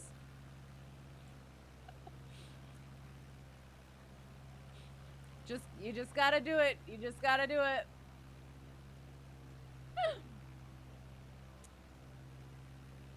And you watched Titanic on April 14th. It's an excellent idea. That's coming up. Hello, how's it going? For Frodo. Yes. Oh my gosh. Death! Yes. Sorry. That was probably unnecessary. Oh, so good. You guys are making me almost need to watch that this weekend. We'll see what happens. For Sam, he's the real hero. Also fair. Everyone had their role to play, though. Look, you were young and stupid. You don't recommend what you did. Again. It's the best way to do it. 1776 on 4th of July. I'll have to look into that one. Not quite LTR, but you live near waypoints. Klaatu, Berta, Nikto here in Pennsylvania. What are those from? No, very necessary. Yes, Theoden is way too obsessed with death. Yes. For death and glory and the world's ending. Oh no. Army of Darkness. I'm sorry. Evil Dead. I have heard of. I'm not sure I'm fully familiar, though. I'm sorry. That's awesome, though. I do. I love all of those. Yeah, but Frodo didn't overcome the odds and make it on the Notre Dame football team and made a key tackle at the end. Rudy. That's hysterical.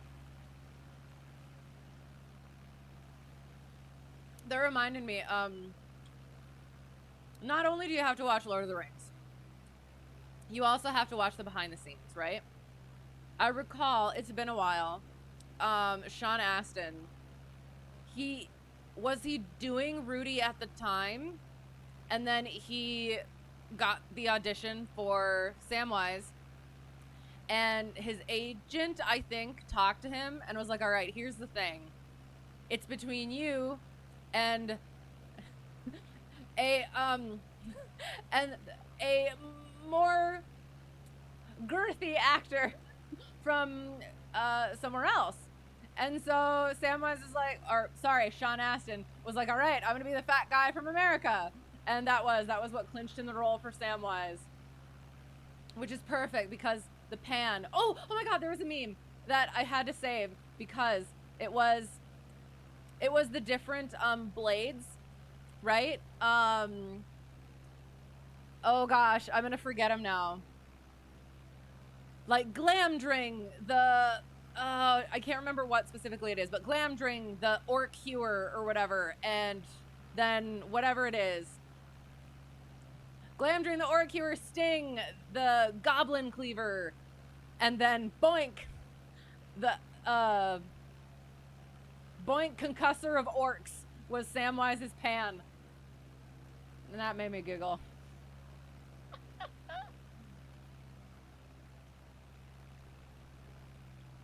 Okay, sorry, coming. Oh God, sorry, that's really close.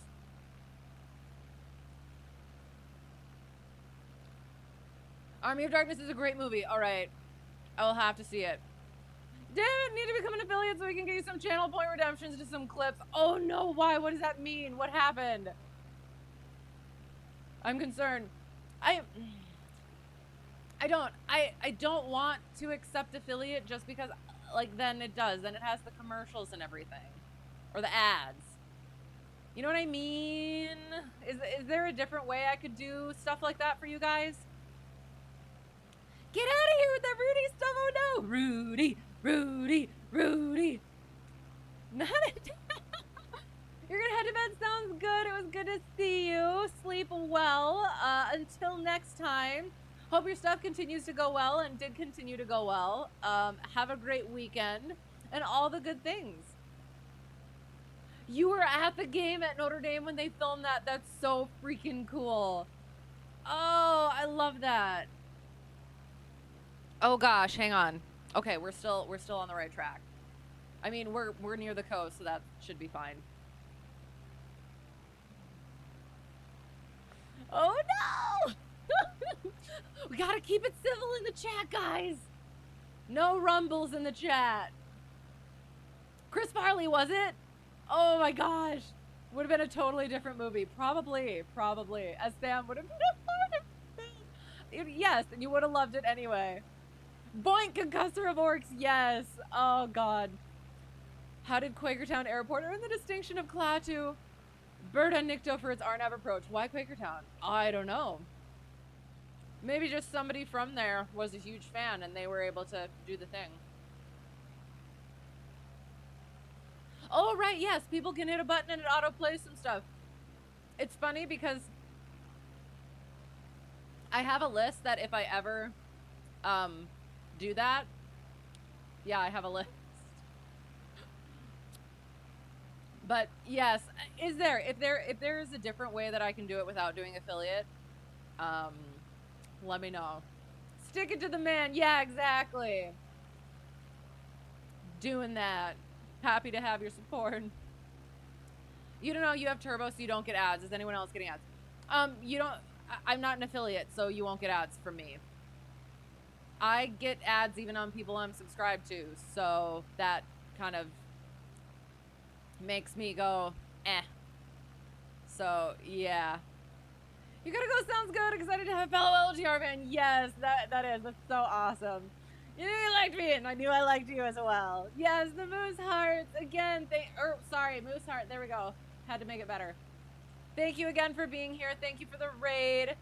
And yes, fellow LTR buddy. It makes me so happy. Sleep well. Have a great day tomorrow. Have a great weekend. And yeah, until next time, all of the good things. Yes, okay. So I do, because we actually have to get to another thing too. There is a little bit more news-ish. So I get to the FBO, I'm hanging out, I'm waiting, and I decide to go through the logbooks a little bit. And I open up the logbooks just to check to make sure.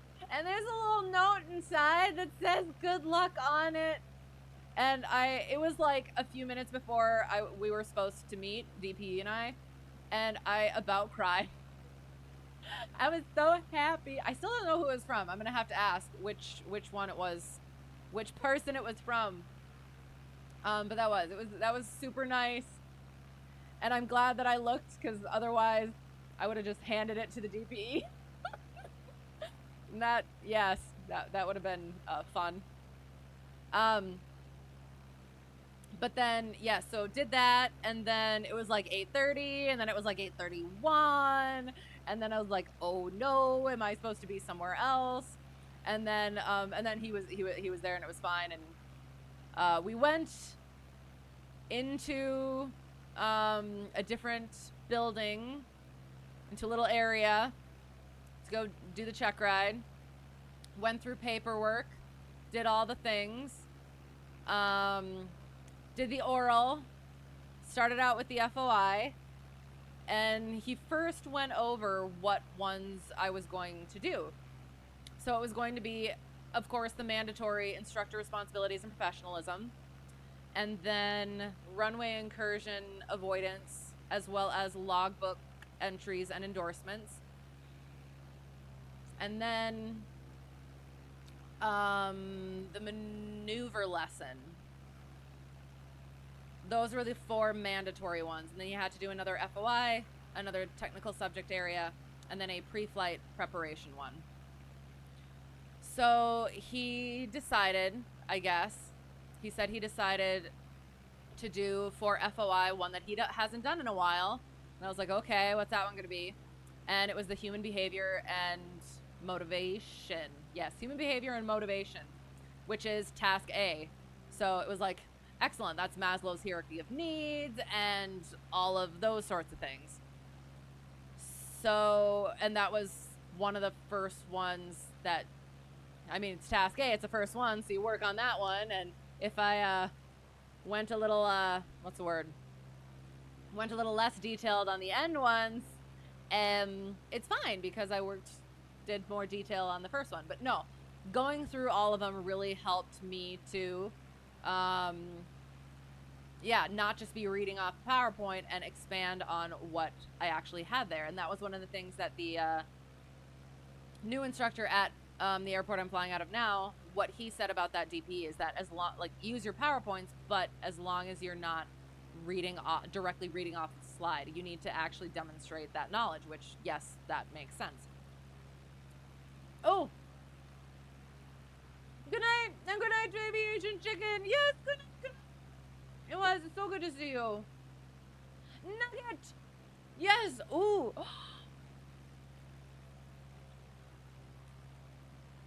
On one hand, I kind of like that as a name,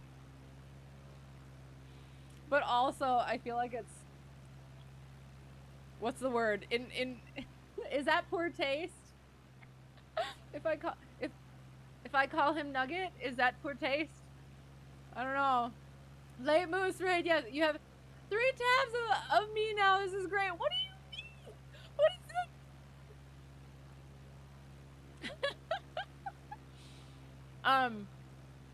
So yeah, so that was the one I was gonna do. So I was pretty okay with that one. When I went, well, okay, and then it was my written test. So the 2 that I got wrong were a time, distance, and ground speed question, because the freaking computer, less screechy, counts it wrong. The correct answer is not scored correctly, and Shepherd Air said that, and I did. I could not bring myself to put the wrong answer, even to get it counted right. So I just took that one. And then the other one that I got wrong was, I think, a combination of being upset that I was going to get not 100%, as well as it was a multi-engine slash general additional aircraft question. And the question, you know what? I want to actually check to make sure I actually get it right.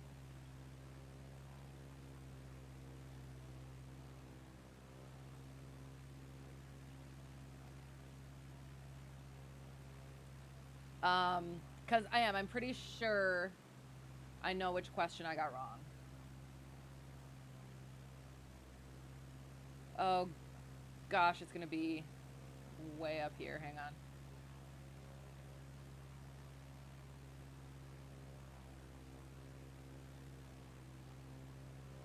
Okay. Shoot, maybe I didn't.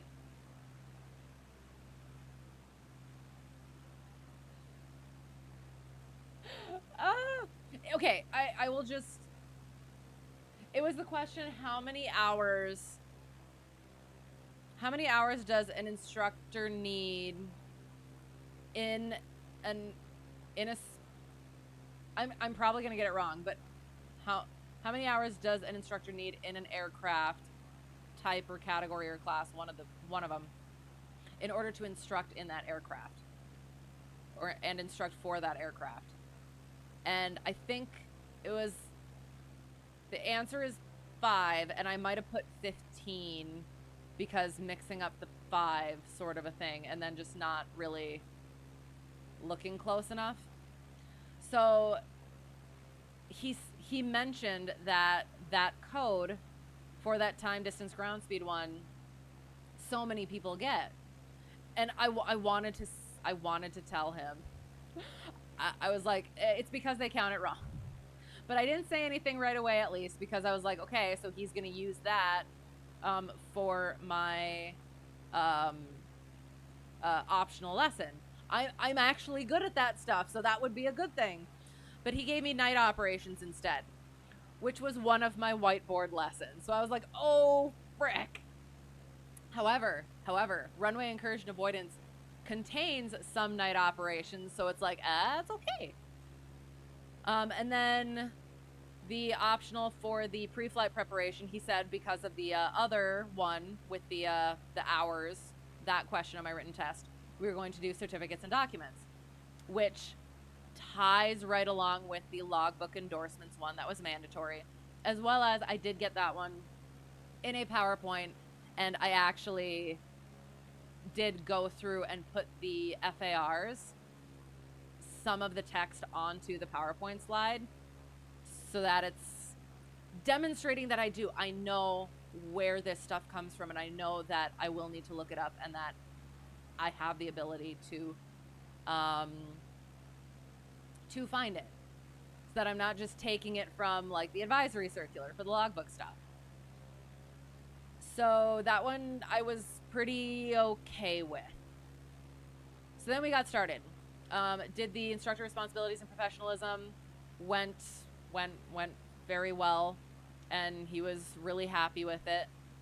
And then my human behaviors and motivation, I started it, and I went on to after the introduction, went on to the next page, and it didn't quite look familiar, so I got a little bit concerned, and then I paused for a second and went to the next page, and then went back again and was just like, all right, send it. So I don't know what happened. Like, I was in the prep of it, I was going a little bit faster than I would have liked to have. So it was just one of those. I was worried that I accidentally hid the wrong slide, or kept in the wrong slide, or I opened the wrong file or something like that, but it did. It ended up being fine. And then we went into the runway incursion avoidance, and he was happy with that. And then logbook, no. We might have taken a break there. And then done, yes, I think we took a break there, because then we had lunch, because it was that time already. And I went over my night operations one. I had the picture of the whiteboard, and I had my outline, and I practiced them, and that ended up going fine. He made a comment about my colors, because I had my colors, my colored markers, and I had them all laid out for my sections. And then he also made a comment. So for instructor, I had specifically a note on one of my outlines that said, make legible, because I have terrible handwriting. And my DP made a comment about my handwriting. And so that's a thing. That's why I just do the PowerPoint. So we went into logbooks. One for every monitor. Oh God, that's too much. That's too much. You got some stuff done finally. Excellent. Want some company? Sure, absolutely. Do you have the, oh God, we're a little bit far. We got to turn around. We're going to be coming back from the south to KFIN. So then after night operations, went to logbook certificates and endorsements, and what the new instructor said about how DP did that one was he was very, very thorough. He grilled on that one, just basically making sure that you are aware of how the things work. Like, there's an advisory circular. So there's a lot of different regulations for logging and endorsing things. And then there's an advisory circular that has sample endorsements in it to make sure that you actually have it all laid out and legal. So being comfortable with the advisory circular, but also having that ability to understand the FARs as well, like the actual regulations. And we did. We went through stuff, and there were certain questions that he asked that I think he was a little bit surprised that I knew the answers to, and then there were other questions where I wasn't quite sure what he was getting at. And then once we got to the actual answer, it was like, well, I knew that, but in this context, it was weird. So that went fine, and I demonstrated. I had the different bars in my PowerPoint. I had all the things organized, and Yeah. And then we went from there to the certificates and endorsements, and we kind of went between the two as well because they kind of go together. And then he grilled me a bit on that too because it was more of the regulation heavy stuff. And then after that, it was the maneuver lesson. And I had my PowerPoint. I hadn't changed it since I actually threw it together the one night. I just had a runway image on my iPad that I showed in conjunction with the presentation, and that went fine. He asked a couple questions and we went over a couple of things. Particularly, there was a point that he said, because I mentioned that we typically do the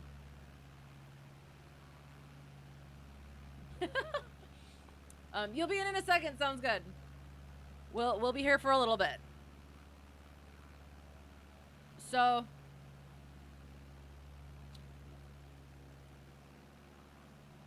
what was I doing? Yes. So the power off 180 again. Oh, so that was the other thing. He explained why he gave me the power off 180. When he first told me, he said it was picked based on scheduling. Like it was a random sort of a thing. Like because I had scheduled at a certain time or whatever, that's the one that I got. And he explained that he had talked to an older DP at some point who said, so even though like most DPs just don't do the things because again, like I said earlier, again, a little bit of a gamer word, kind of a dick move to put that on a CFI check ride. However, they are supposed to test for that. So the way that that DP did it was just some number of students, that's the one that gets that short straw. And I was the one that pulled the short straw there. But the maneuver lesson went fine. And after that, it was just worrying about the weather because it was still gusty. But it was almost straight down the runway, so it was like, okay, we're gonna at least get through Preflight. And then, yeah, so went to go do that. One of the things I was going to say is he did say for my PowerPoints that they were he said he was going to say they were a little bit wordy. However, I did expound beyond them, so it was fine. And that was, for me, it was more like have enough on there that I can trigger certain things for myself. But then, yes, being able to not just read off of the slide. And then, yes, went through Preflight, looked over the airworthiness document, the documents that were in the aircraft, make sure that that was good, and it was. Pulled the plane out, got in the plane. It was still like I was stalling a little bit just because, and I ended up saying that because I did. I felt pretty comfortable with him. Like he did. He understood what it was. He understood how it was on checkride. But I ended up saying something like, I am stalling a little bit because I was hoping that the wind would die down a little bit as the time passed. But it did. It ended up being straight down the runway. So it was like, all right, send it. The one thing was that he also mentioned was I still have to do the power off 180. So we can discontinue at any time. So if we get to that power off 180 and it doesn't seem like it's gonna work too well in these conditions, can always discontinue. So yes, we started up and got our taxi clearance and taxied out, did our run-up at the run-up area, had landing aircraft So then we taxied up to the hold short line, and I made my ready to go call. And tower comes back and gives us our clearance, and then DPE, after we're done there, goes, you should probably switch over to the tower frequency. I mentioned that earlier. But yeah, so that was like, oh, excellent. Oh, and we actually, the other thing too is we went over on the ground exactly what we were going to be doing in the air. And it was, because we're doing the power off 180, he usually has candidate do one landing, and then he'll do the other landing, and then have the candidate critique it and help make it better. So then, but since I had to do the power off 180, he was going to have me do the other landing as well, so that I could get a feel for that landing, which was like excellent. And did the normal one for that. And so we were going to go out and then come back in for those. Then it was the takeoffs, and he was going to do one of them, and he wanted to do the soft field takeoff. So then I did the short field takeoff before we, like, as we were first leaving. And then we were going to fly out, do these shundels. It was, for the performance maneuvers, he said steep turns and shundels, and then he said you can pick which one you want to do. And I was like, well, to be honest, well, I didn't say this, but in my mind I was like, well, I don't really care, I'll wait. Steep turns have been a little bit my nemesis, so I'll go ahead and do the shundels. So it's like, all right, so I'll shundel up, and then he'll do the steep turns, and then after that we'll do the stalls. And so he said the ones we can kind of like go together are power off stall and the secondary stall. So those, the proficiency stall and the demonstration stall. So then I would do that, both of those. And then we would have to do the, oh, and then we were going to do unusual attitudes. Oh, excellent. Oh, sorry. KFIN bearing due north, correct. Yes, we are. We're just going along the coast in between KFIN and KSGJ. Cross the speakers for no updates. Oh, no. We're still there. Because I'm still babbling. So yeah, so that was the other thing, is like for the instrument stuff, it was going to be the unusual attitudes. Which was another thing that I wasn't quite expecting. But also fine. And then it was going to be the emergency thing, where he basically said pick a scenario, make a scenario that will kill our engine, basically. So my thought was, I like the carb ice thing. That's pretty straightforward. And it reminded me of my instrument instructor. He actually had a situation where he was flying and got carb ice, and he pulled out the carb heat, but it turned out that the lever was like, it wasn't connected to the door or something to actually get the carb heat to get filtered in there like that.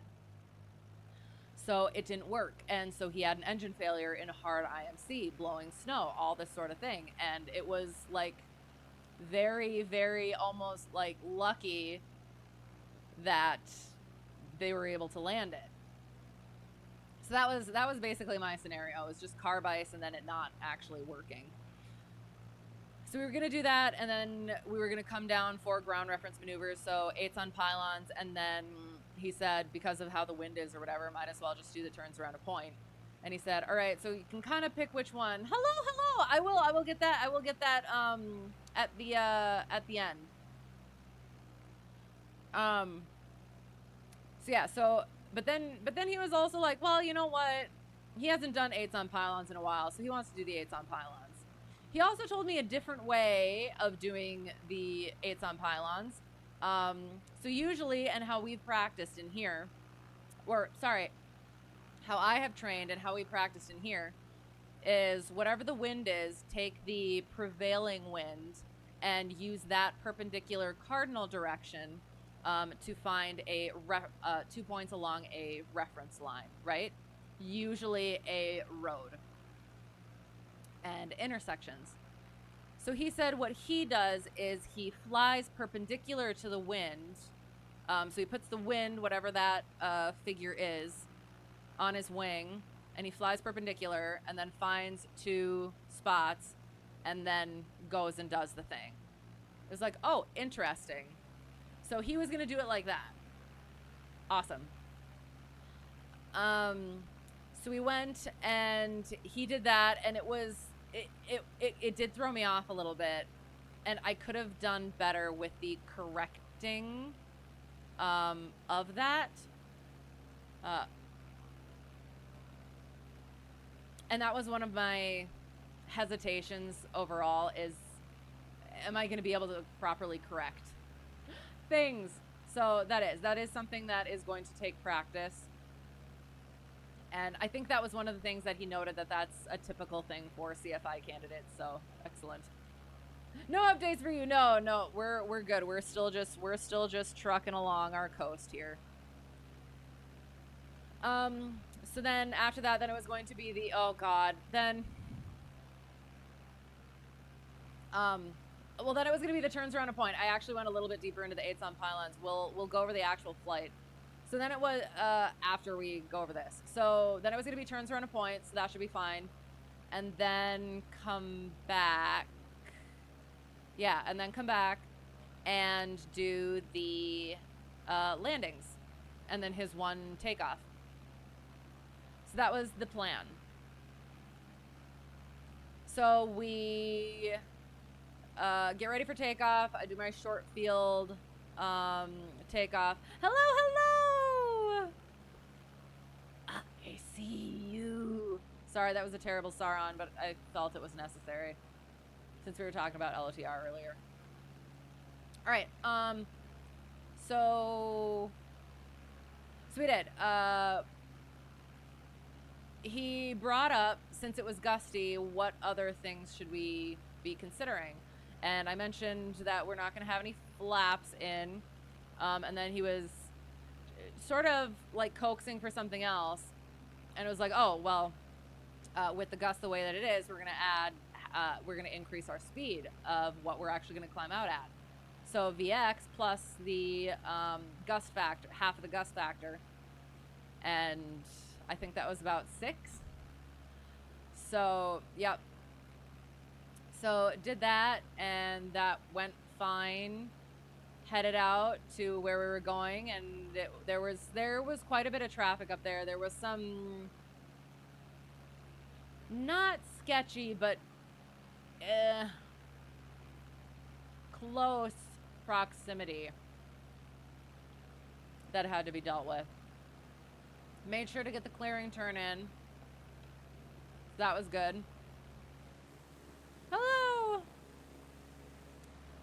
He didn't like to go too far north because there is a, what's the word? A tall tower. So we avoided that. And then we did. We did clearing turns, did my shundels. Those went pretty okay. He did his steep turns, and I was supposed to be, again, like correcting him. Again, could have done better, but went fine. Stalls went fine. Got my power off. And he said I could choose whether it was just the imminent stall or full brake. And I did. I decided just the imminent because it was a little gusty, still bouncy, windy, whatever. Got the secondary stall in too. And then unusual attitudes. I had to get the foggles on. And yeah, I was able to take care of those. That was fine.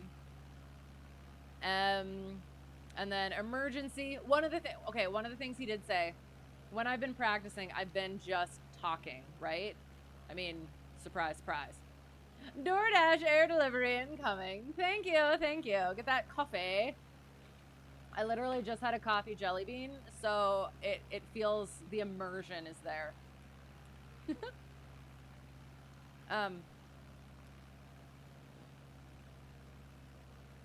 Shoot, where was I? One of the things he said that he had to re-emphasize in the air was, we're going to work on under the assumption that I taught the things on the ground. So with the demonstration and performance method, it's, you get the explanation on the ground, you get a recap before the flight, and then instructor demonstrates, student performs while instructor supervises, and then evaluation.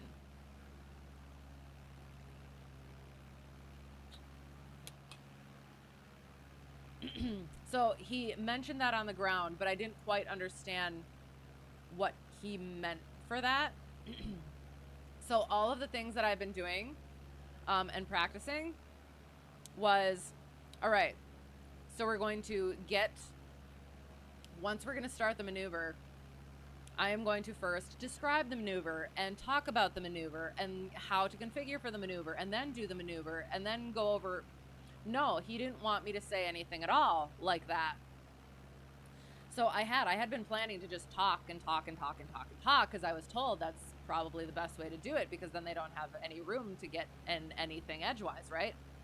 And so then I ended up not talking as much as I could have, because I wasn't quite sure how much I was supposed to do. But he did also say that that was typical as well, that I didn't talk as much as I could have. And he nudged me a little bit at certain times, but it was not terrible. So then when it came to the emergency procedures, when we talked about it afterward, he said he was looking more for the demonstration rather than the explanation. But again, it was fine. So we were down 8s on pylons. He did those. It was kind of weird, but got through it. I did my turns around a point. I set up for it and was talking about how I was going to go start in the downwind, and then he points out that I totally had a headwind because I completely messed that up. Oh my gosh. So there was that. But then I actually didn't look at my track. I'm not sure if my track actually looked good or not, but it went fine. And then we started heading back to the airport, and it was a bit long because we had a headwind.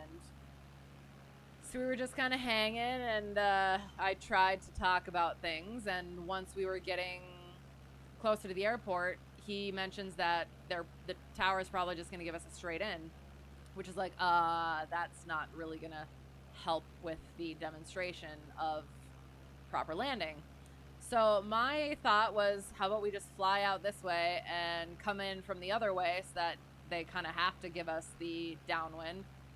But he suggested requesting the upwind. So I was like, okay. So I get on the radio when it is time, and I request the option as well as the upwind.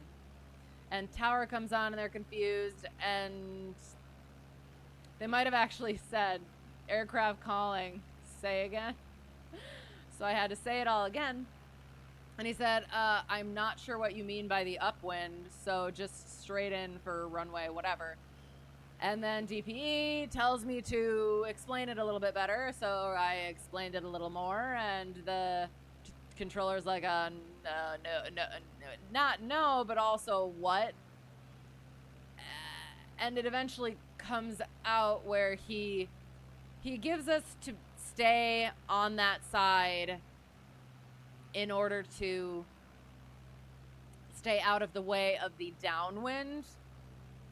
So we were trying to get the left downwind, and so asking for the upwind has us going the opposite direction of the right downwind, which I thought was fair once he said it that way.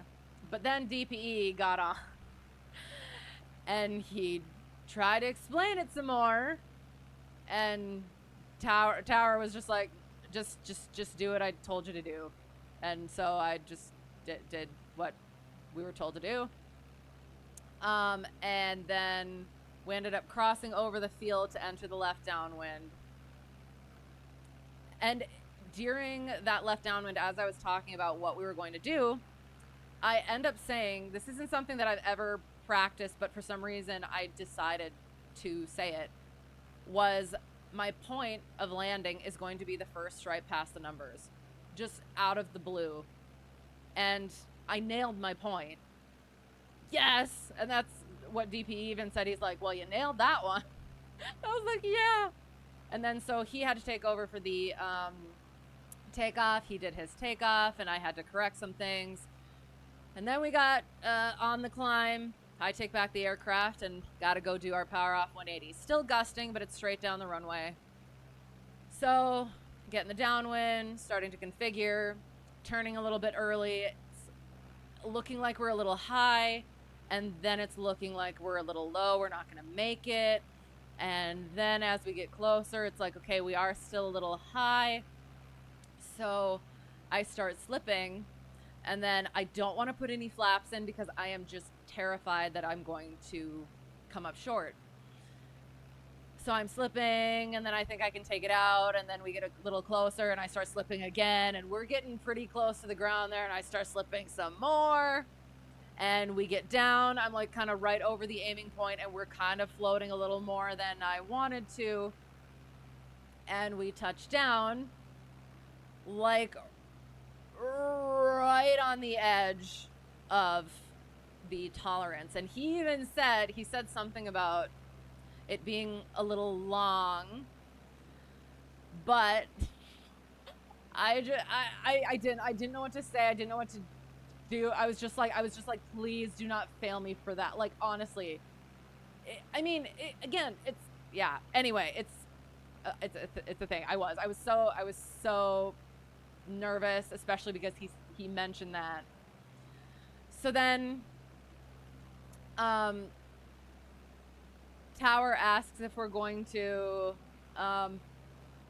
okay, there you are, because we're gonna have to turn around again. Tower asks if we're going to, he said taxi back, and I was so nervous that I was like, yes, thinking he meant the FBO. And he tells us to taxi to the runway, taxi back to the runway.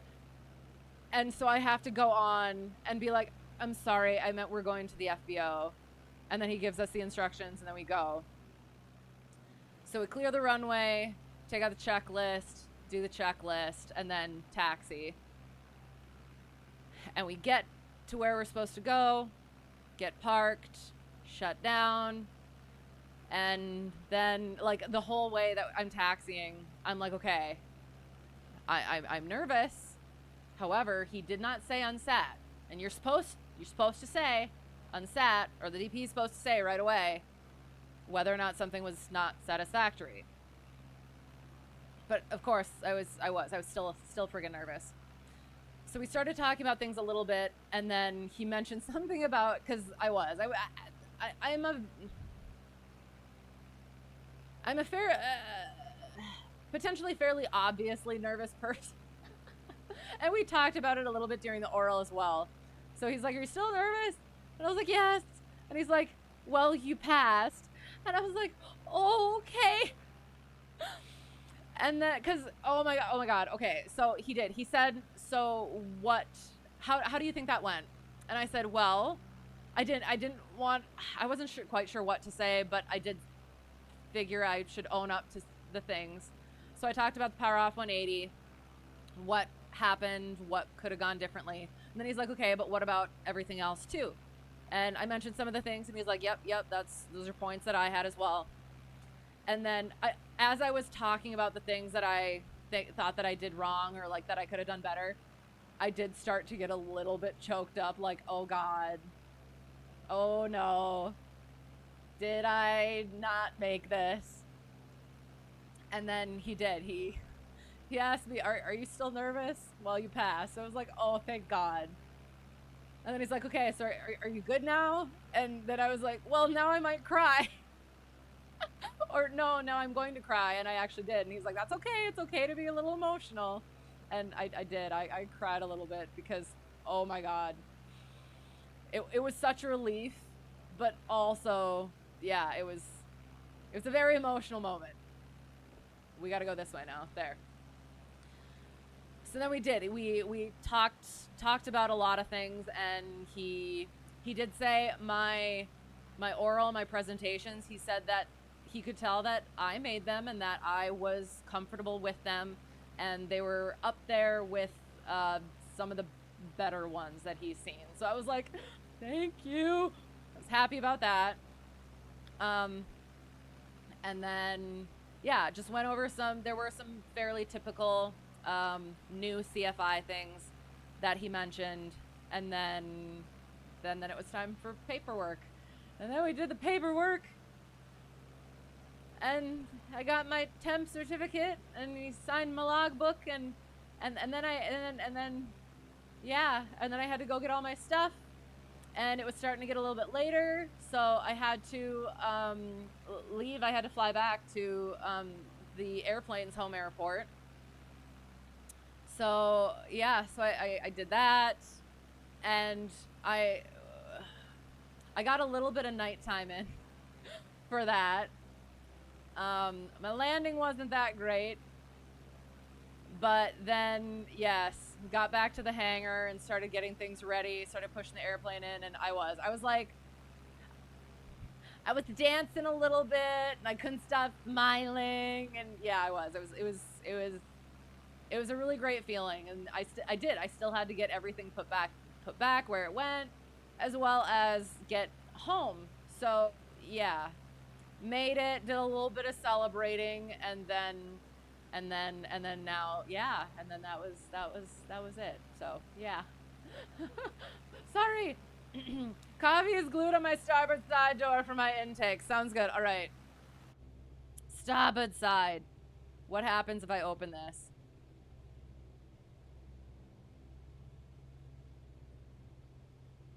I'm nervous too. I don't want it to like crash the plane. We're just gonna say that I grabbed it. Thank you, much appreciated.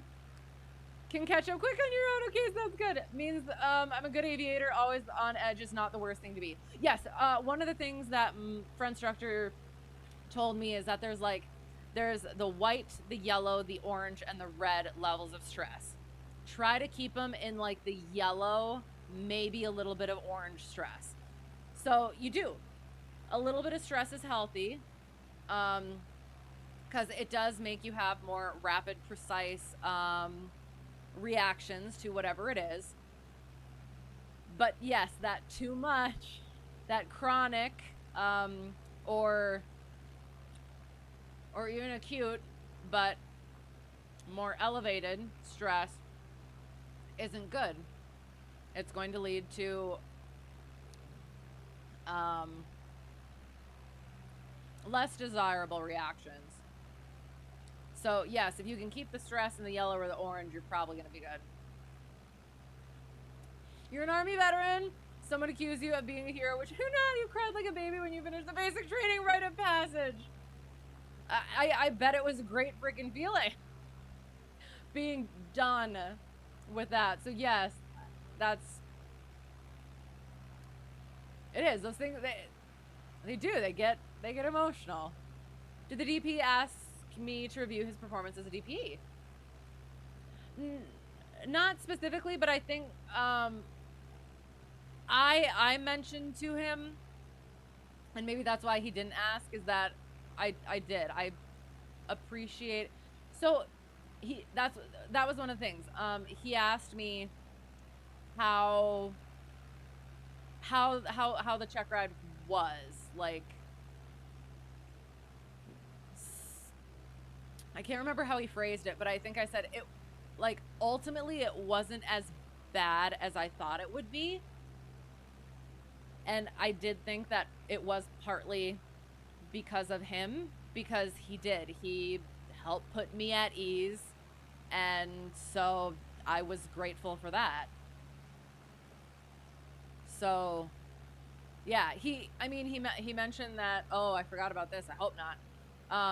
He mentioned that somebody from the FISDO at some point could call and say, hey, how did the check ride go or whatever, and I'd have to talk about it. I had that actually happen for my private, so I just do the same thing, I guess. But yeah, you always work that in when you were doing the debrief, when you were doing check rides. I feel like maybe that might have been what he was, I don't know, kind of getting at, but just wording it. That's the thing, is there were some things that seemed like they were worded differently than I would word them, but again, I'm not everybody, so that could have just been a me issue. So it could have been like that's how he meant it, was like how was he at giving the check ride, sort of a thing, in addition to how the check ride was itself. So, but that is, I definitely get that, and that would be a good thing to do. Were you ever surprised by the feedback that you got?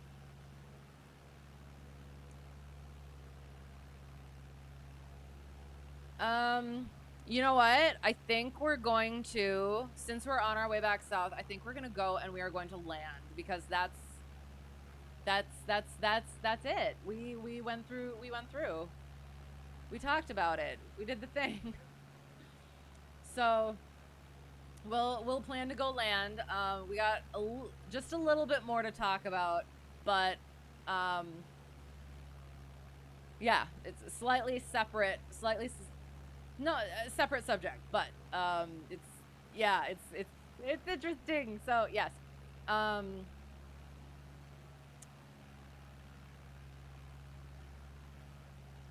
yeah, so then it was able to celebrate a little bit, and then today it was just, yeah, being free of the constant, I should be doing something, I could be doing something, I need to be doing something, the worry, all of that. It was nice. And then yeah, I'll be doing some more celebrating this weekend. However, you surprised? Surely I was just curious. So yeah, so that was CFI truck ride. It happened. Yeah, it's a thing now. And another reason why I was so nervous, because I already have students lined up, kind of. Not because I was trying for them. I'm getting them shoved in my direction. But I am looking forward to it. I met one of them. I'm not sure. He might come with me as a student, and he seemed super nice, and he seemed like he was eager to do it. And I've got a girl who's going to school, and she's working through her written stuff, or was at last I talked to her, and so that'll be fun. And yeah, and I also want to start flying out of my home airport again. So it's gonna be, like I said on my title, it's gonna be a new chapter, because yeah, I gotta start having a better sleep schedule, waking up at early hours like a normal person, getting to bed earlier like a normal person, even though I like my late nights. Oh well. And yeah, so again, until then, still again working on my own training, getting to that double I, getting to that multi-engine, so that I can be paid for some of the barren trips that I get to tag along on. And yeah, just I have the relief now, and I have the like absence of responsibility now, but it's gonna just come back. So I'm gonna take some time, do some fun flying,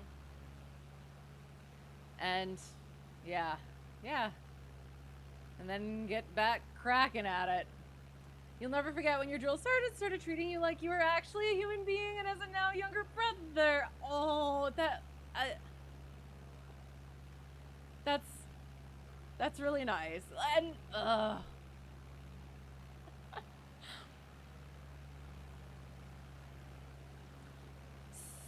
and so I guess you kind of became worthy of that treatment. Is that kind of how it's viewed? If you can handle the hazing, do you call it? Are you doing flips in a helicopter, or does it just look like that on my end?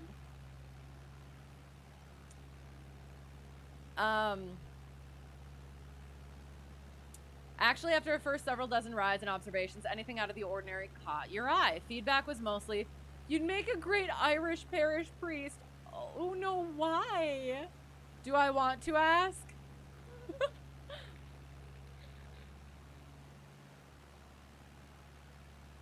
But yeah, that makes sense. That it does just come with experience. Some of those things.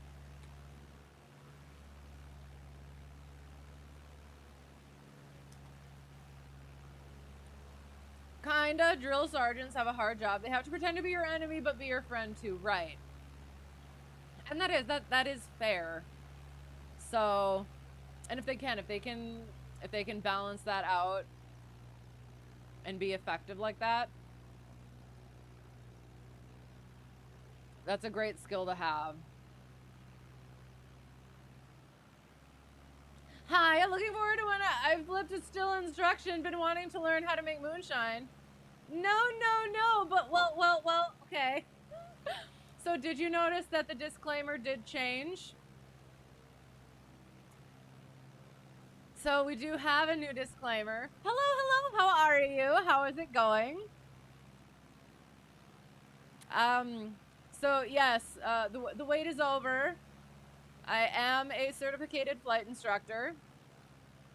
Again, but again, it's still not instruction. But been wanting to learn how to make moonshine. You should probably get on that and be the instructor for that, because I will take those lessons as well. I'm trying to think. I seem to recall for some reason, there was a jar of moonshine somewhere. I'm not sure it was very good though. One that makes service unique is that there is no grade scale. You either pass or fail. That's it. No wiggle room. Right. That hard line. Yeah. But it is. You kind of need that for that though. Yeah, congratulations. Thank you. I do. I appreciate that. It has been. And old schooler, hello. How are you? Good to see you. How are things? How are you feeling? Are you back to work? Or are you still resting and skiing and flying? Your flight school's 150 is down, so you have to fly an Archer 2, and now you're scared. Well, you have to learn different planes anyway, so you might as well get it now. It'll be good. It'll be really good experience, and be able to because I will say I flew private, instrument, and then like half-ish of my commercial in one single airplane, and it did have a good basis. It gave me a good base, but it also did make it a little bit difficult to then branch out from there. So if you start now, just make sure, let your instructor know your hesitations. That's what they're there for. So yeah, it'll be good. You learned how to fly the 150, you know, so you can just just as easily move on to a new one as well. I will say, I don't quite know what all of the things of the Archer 2 are. I am not good with knowing planes, but it is. You have to learn it at some point, so might as well. Moonshine, meth, whatever, better living through. Oh, sorry. Moonshine, meth, whatever, better living through chemistry class. Yes, that sounds about right. Maybe? Not yet. Okay, still skiing, but not for long with this weather. Well, again, that's good. You must need it. You must need it.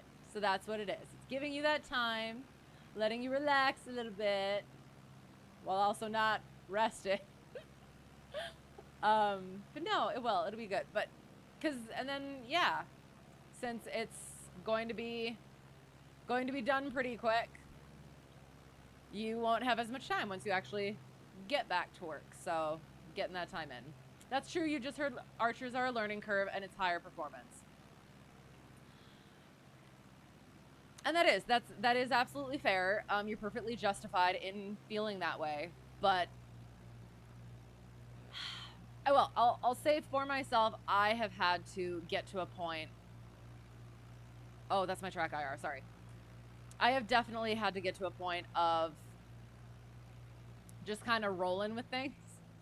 Just saying yes to whatever the opportunity is, whatever the situation is, and just kind of doing it. It's something that I've definitely developed over time, however, within this specifically in this training. But yeah, just going at it like you're going to learn it eventually. So just put the work in, do the best that you can, and it'll eventually all start to click, just like anything else.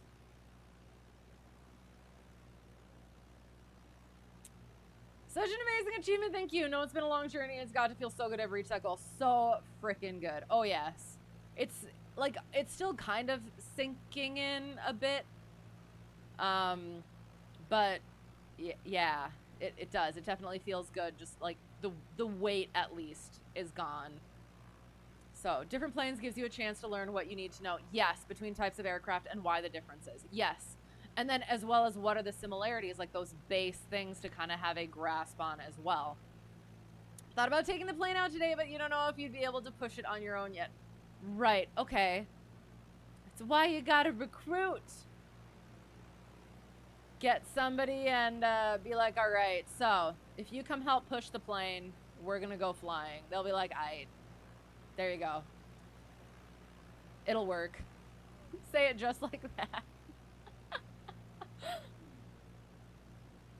All right, so we're coming back in for a landing. We're just gonna do what we want, cause it's late and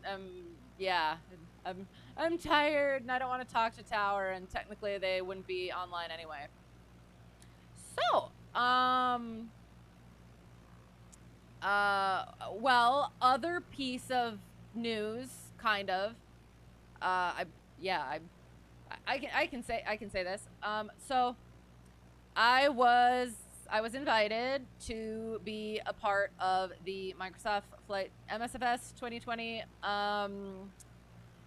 International Women's Day plus Women in Aviation Week flight/stream tomorrow. So that will be happening. You get to see me stream twice if you are available and want to watch. So I think I'll put the event post thing in the chat quick.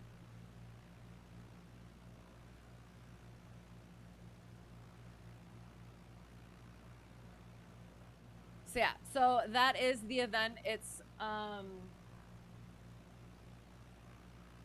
they're community fly-in Friday, and they're doing the Women's Air Derby since it is Women in Aviation Week. So, yeah, so it's going to be myself and some other ladies, and I'm not sure who else. They asked a few weeks ago couple weeks ago, a few weeks ago. And it was like, it's going to be during this week, and this week is my check ride. And then it's like, oh, it's going to be on the Friday. And I was like, ooh, that could be perfect. But also it was like also nerve wracking, because what if I didn't pass and I still have to do it? But no, it is. It's going to be fun. I am nervous because this is okay. So this is another one of those things where it's like, before starting aviation training and learning that just say yes to everything attitude, kind of, I probably would have potentially been like, no, I wouldn't be able to do this because I have no idea what I'm doing. Don't tell them. But I'm not sure how things are gonna go. And the plane, that was one of the things we might land, we might hop into the Bonanza just so that I have a little bit of familiarity with it again. Because that's what we're probably going to, that's what I'm probably going to fly, because it needs to be a faster plane.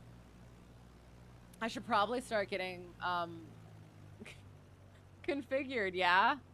Probably go inside the aircraft for that as well. What are we doing? We're definitely not where we're supposed to be. Hang on. Turning.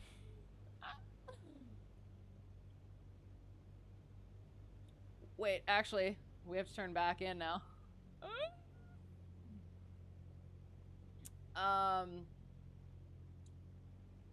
So yeah, so it's gonna be fun. Like I said, I'm nervous because I want to do a good job. And I haven't done anything like this before, like like a community sort of a thing. So I have to be like, yeah, co-hosty stuff. Oh God, we're so high. You know what? The wind was calm, so we might just land on a different runway. How's that sound?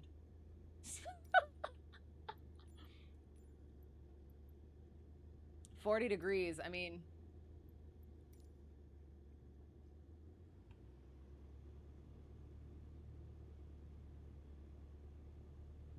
we're just gonna make a circle here quick.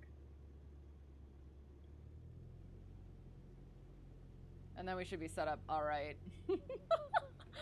Again, I don't do these things in real life, but we do in the sim. Did I put 2 notches of flaps in already? Oh, damn. Uh-oh. Shh. Sorry. I promise. Like I said, again. Don't do these things in real life. I don't advocate for them either. Make sure we keep that speed up. Keep that nose up. All right, we're getting turned around here again. There we go. Okay. So yeah, it is. It's going to be something different again. I'm going to be flying a plane that I don't understand. I don't know what I'm going to what I'm going to be saying when I'm supposed to be saying things. So I'm sure that they have, yeah, they have the things for that. So yeah, we'll figure it out, and it's going to be fun. So if you're around and interested, because one of the things that's fun specifically for me is I actually had, again, if you've heard, hang on. Oh, okay, that's not a taxiway. I've talked a little bit on the stream about this, where I had an elderly relative who was a pilot in the 50s and 60s, who I took care of at the end of her life, and that was kind of how I got, I really got into flying as well. And she actually did participate in the women's derby at certain times in her life. So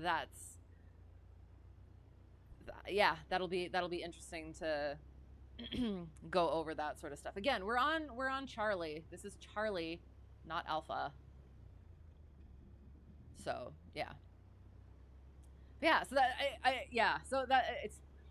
I got done with checkride, and now I got this nerve-wracking thing to do. I'm excited about it, but I want to do a good job.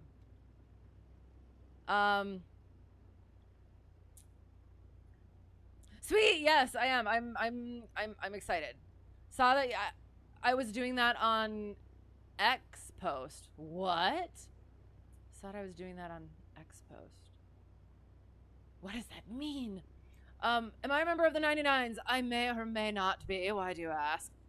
Gonna fly a plane that can maintain 170 knots. You have yet to see this. We did. Hello.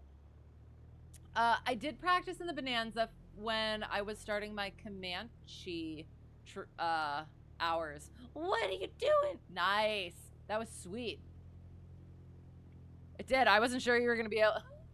Not that I doubt your skills, but just helicopters are witchcraft, so just kind of seemed like something that you can pull out of. But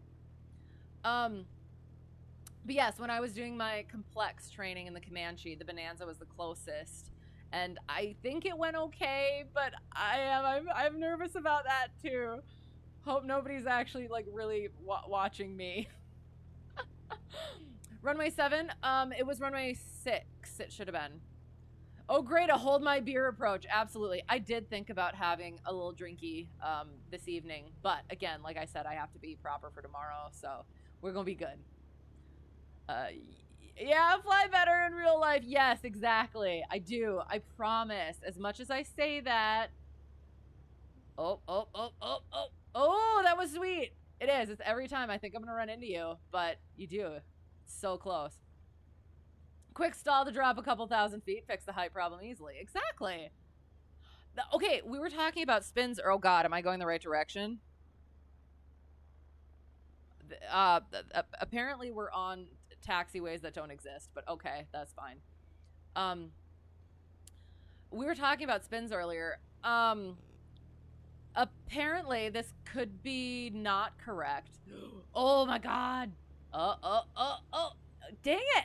I'm like, it's almost a challenge now whether I can. But no, you're doing excellent. That's awesome. I thought that I had heard a thing, I could be wrong, that back in the day, they actually used to do spins to get down through a layer of clouds. Because it's a controlled maneuver. You know what I mean? Yeah, move. I'm taxiing here. Sorry, I'm kidding. I'm kidding. Love you. Appreciate you. Tug.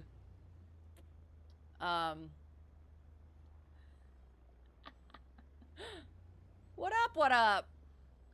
All right. So, does the things.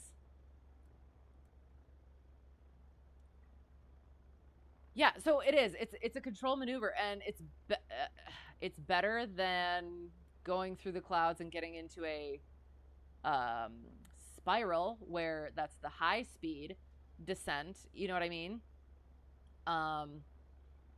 So if you're in that stall, you're controlled, and then once you get through the clouds, as long as you know that you have actually enough altitude that once you break out of the clouds, you will have enough recovery altitude.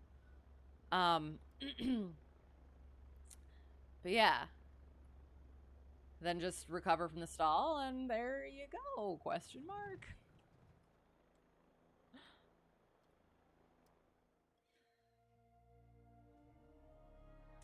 You wish your plane could do just 90 knots. Oh no, right though. So will the stream be on my channel or another one? It will be on the official MSFS channel. I thought about this. Can I like host it on my channel? I don't know. I don't know how that works. Otherwise, I'll probably just, yeah, I'll stick it in my Discord and everything too. Here, I'll throw that out there for anyone who's interested. Yeah. Yeah. So that'll be on the official Microsoft Flight Simulator 2020 channel. Your spot? No, I was. Oh my, it is a standoff. But the thing is I have shut down now, so I can't move. So, spins are fun. Yes, spins are fun. Do you do them often? By the way, challenge accepted once I'm through celebrating dual night. Potentially. I will, again, like, this is the thing, is I'm chilling and relaxing, but I feel like it is going, oh, I'm not even in a parking spot. Got it. Yes, it is your parking spot. Yeah, I do. I get the feeling that I'm unfortunately going to get busy again quickly. Ouch. Just because I'm going to be, oh, sorry. It's like, I thought I could just, silly me. I thought I could just take the headset off and it'd be fine. Are you gonna land on top? Will it hold? Expected spins are fun. There we go. Fixed it for you. Fair, yes. Oh, show the options for the host. It's on the dashboard, right? Oh, I have to. Yeah, I will. I'll figure it out. Ayo, nice. Perfectly aligned. Nicely done. Oh, went through a little bit. Those are some squishy wings. Didn't Twitch do away with hosting, did they? Okay. Well, it will. It'll be on their thing. So there you go. Not often the gyros don't like them. That was the thing that when I did it with the owner at my home airport, that's one of the things that we did is disconnecting those so that they weren't hard on them. Yeah, no hosting. Okay. All right. Yeah, no. It will. It'll be on their channel, so there we go. I'm gonna quick get out.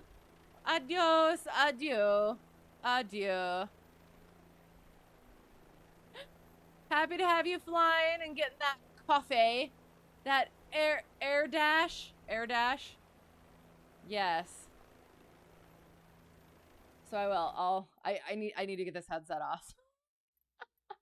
I'm gonna head back to the main menu. We'll get some pretty music on. We'll finalize some things, and we'll set. Oh shoot.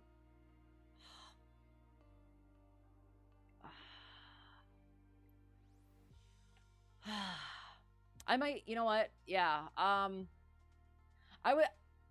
One of the things I thought about doing today was doing a little practice in the Bonanza, but I think I'm just going to do that before the stream tomorrow, because I do need to get to bed so that I can actually be proper for tomorrow. So I'll just give myself a little time to practice there.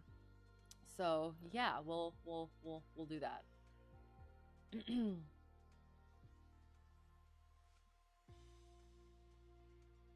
Squishy buffalo wings. I mean, that could be both. Yes, good and bad. Like buffalo wings. Yes. Squishy? Maybe? Cage of the gyros.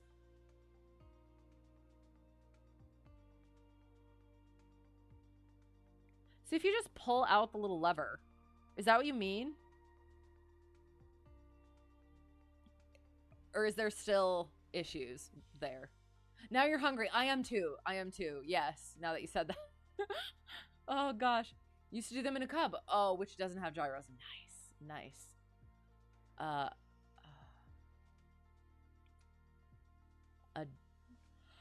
I'm sorry. Oh gosh, sorry. A dot. I'm sorry. I'm not sure what that means, and maybe it's just a me problem. Adios. See you soon. Yes. Yeah, either tomorrow or we will.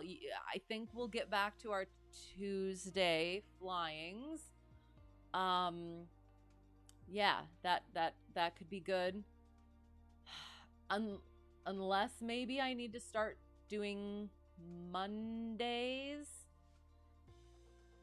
That way I have a couple more days to choose from in case I have to swap it out. I don't know. I will. I'll let you know on the Discord where we're at, what we're actually going to do next week, and I don't even know what we're going to start doing. Probably the instrument stuff. We'll probably get back to the instrument stuff. And that's him. Hopefully then. Yeah. Oh, it's been a little bit, so that'll be interesting. DoorDash Air. Yes. Sorry.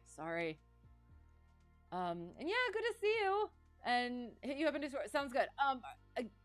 But if it, what do you mean? Are you talking about for the Oh, the bell. Yes. Sorry. Thank you. Oh, there is an update. Accept. Hello. There you go. You can't cage yours. Got it. Have a great night, Saw. Sounds good. Yes, you as well. Sorry to join. Say like, no worries. Catch you next stream. Yes. So, see, I was gonna say, so did you hear? But I'm sorry. But yes. So we will. If you want to check out the Microsoft Flight Simulator stream tomorrow, I will be on that. You can see me struggle potentially, being a little bit out of my element, but yeah, it'll be fun. I'm looking forward to it, and I'm not. You can, yeah, especially struggle with the bananas probably. So, what's my mainstream day now? I'm not sure. Again, I was planning to just go back to Tuesdays, but yeah, Monday might be better just to like give me a couple of extra options in case, yeah, one of them doesn't work. And that's the other thing too, is I might have to start being earlier as well. So things might be changing. Like I've been saying that, but I think they actually might need to. So just walk through options for the event. Just information. Okay, sounds good. Yes, because yeah, this is. I have some info from them for like actually setting up and stuff. But yeah, other than that, like that would probably be good. So yeah, so there's that. Again, we'll kind of plan for Tuesday, but I'll let you know if we're gonna go Monday instead.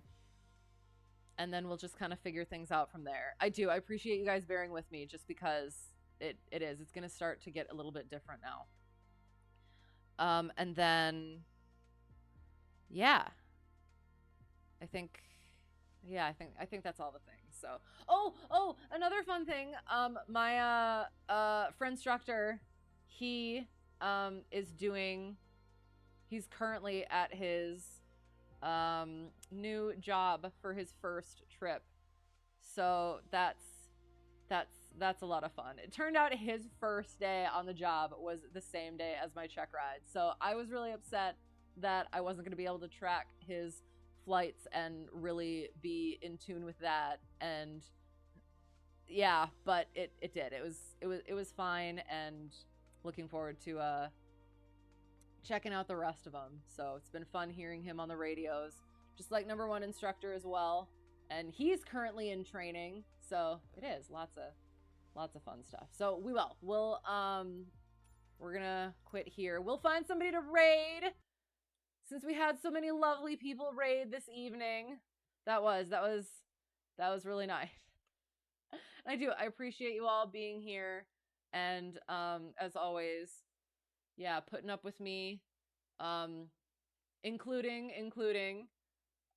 ooh, I think I know where we're going.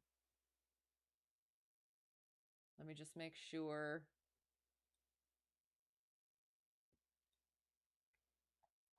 It's not going to be ending soon.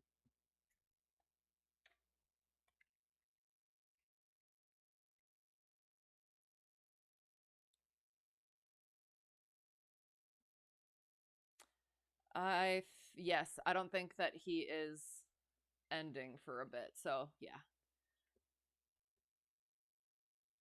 Excellent. That's perfect. So yes, I do. I appreciate you all bearing with me. Not just this stream, but also, yeah, this past week or 2 weeks and months and stuff. So yeah, it's been such an interesting journey, just my whole like flight journey, as well as being on here, and you guys have been so great, and I appreciate you guys so much, and I can never say it enough. And yeah, all the things. It has. It's been fun. It's been kind of a whirlwind. So yeah. Pick a raid target. Go to bed now. I will. I'm gonna figure some stuff out tonight. And then yes, and then we will. I'm gonna figure some stuff out tonight. And then I'll be able to wake up and get ready, and then do some more technical stuff. So yeah. So I will have to head out, but you guys can have fun in the raid. It looks like it's gonna be a good one. So I mean, yes, it's gonna be a good one. So have a great night. Yeah, thank you. You guys have a great night as well. Thank you. I appreciate it so much. You'll probably be around for the next couple streams. Seeing as you're still off work, I mean, that's a positive.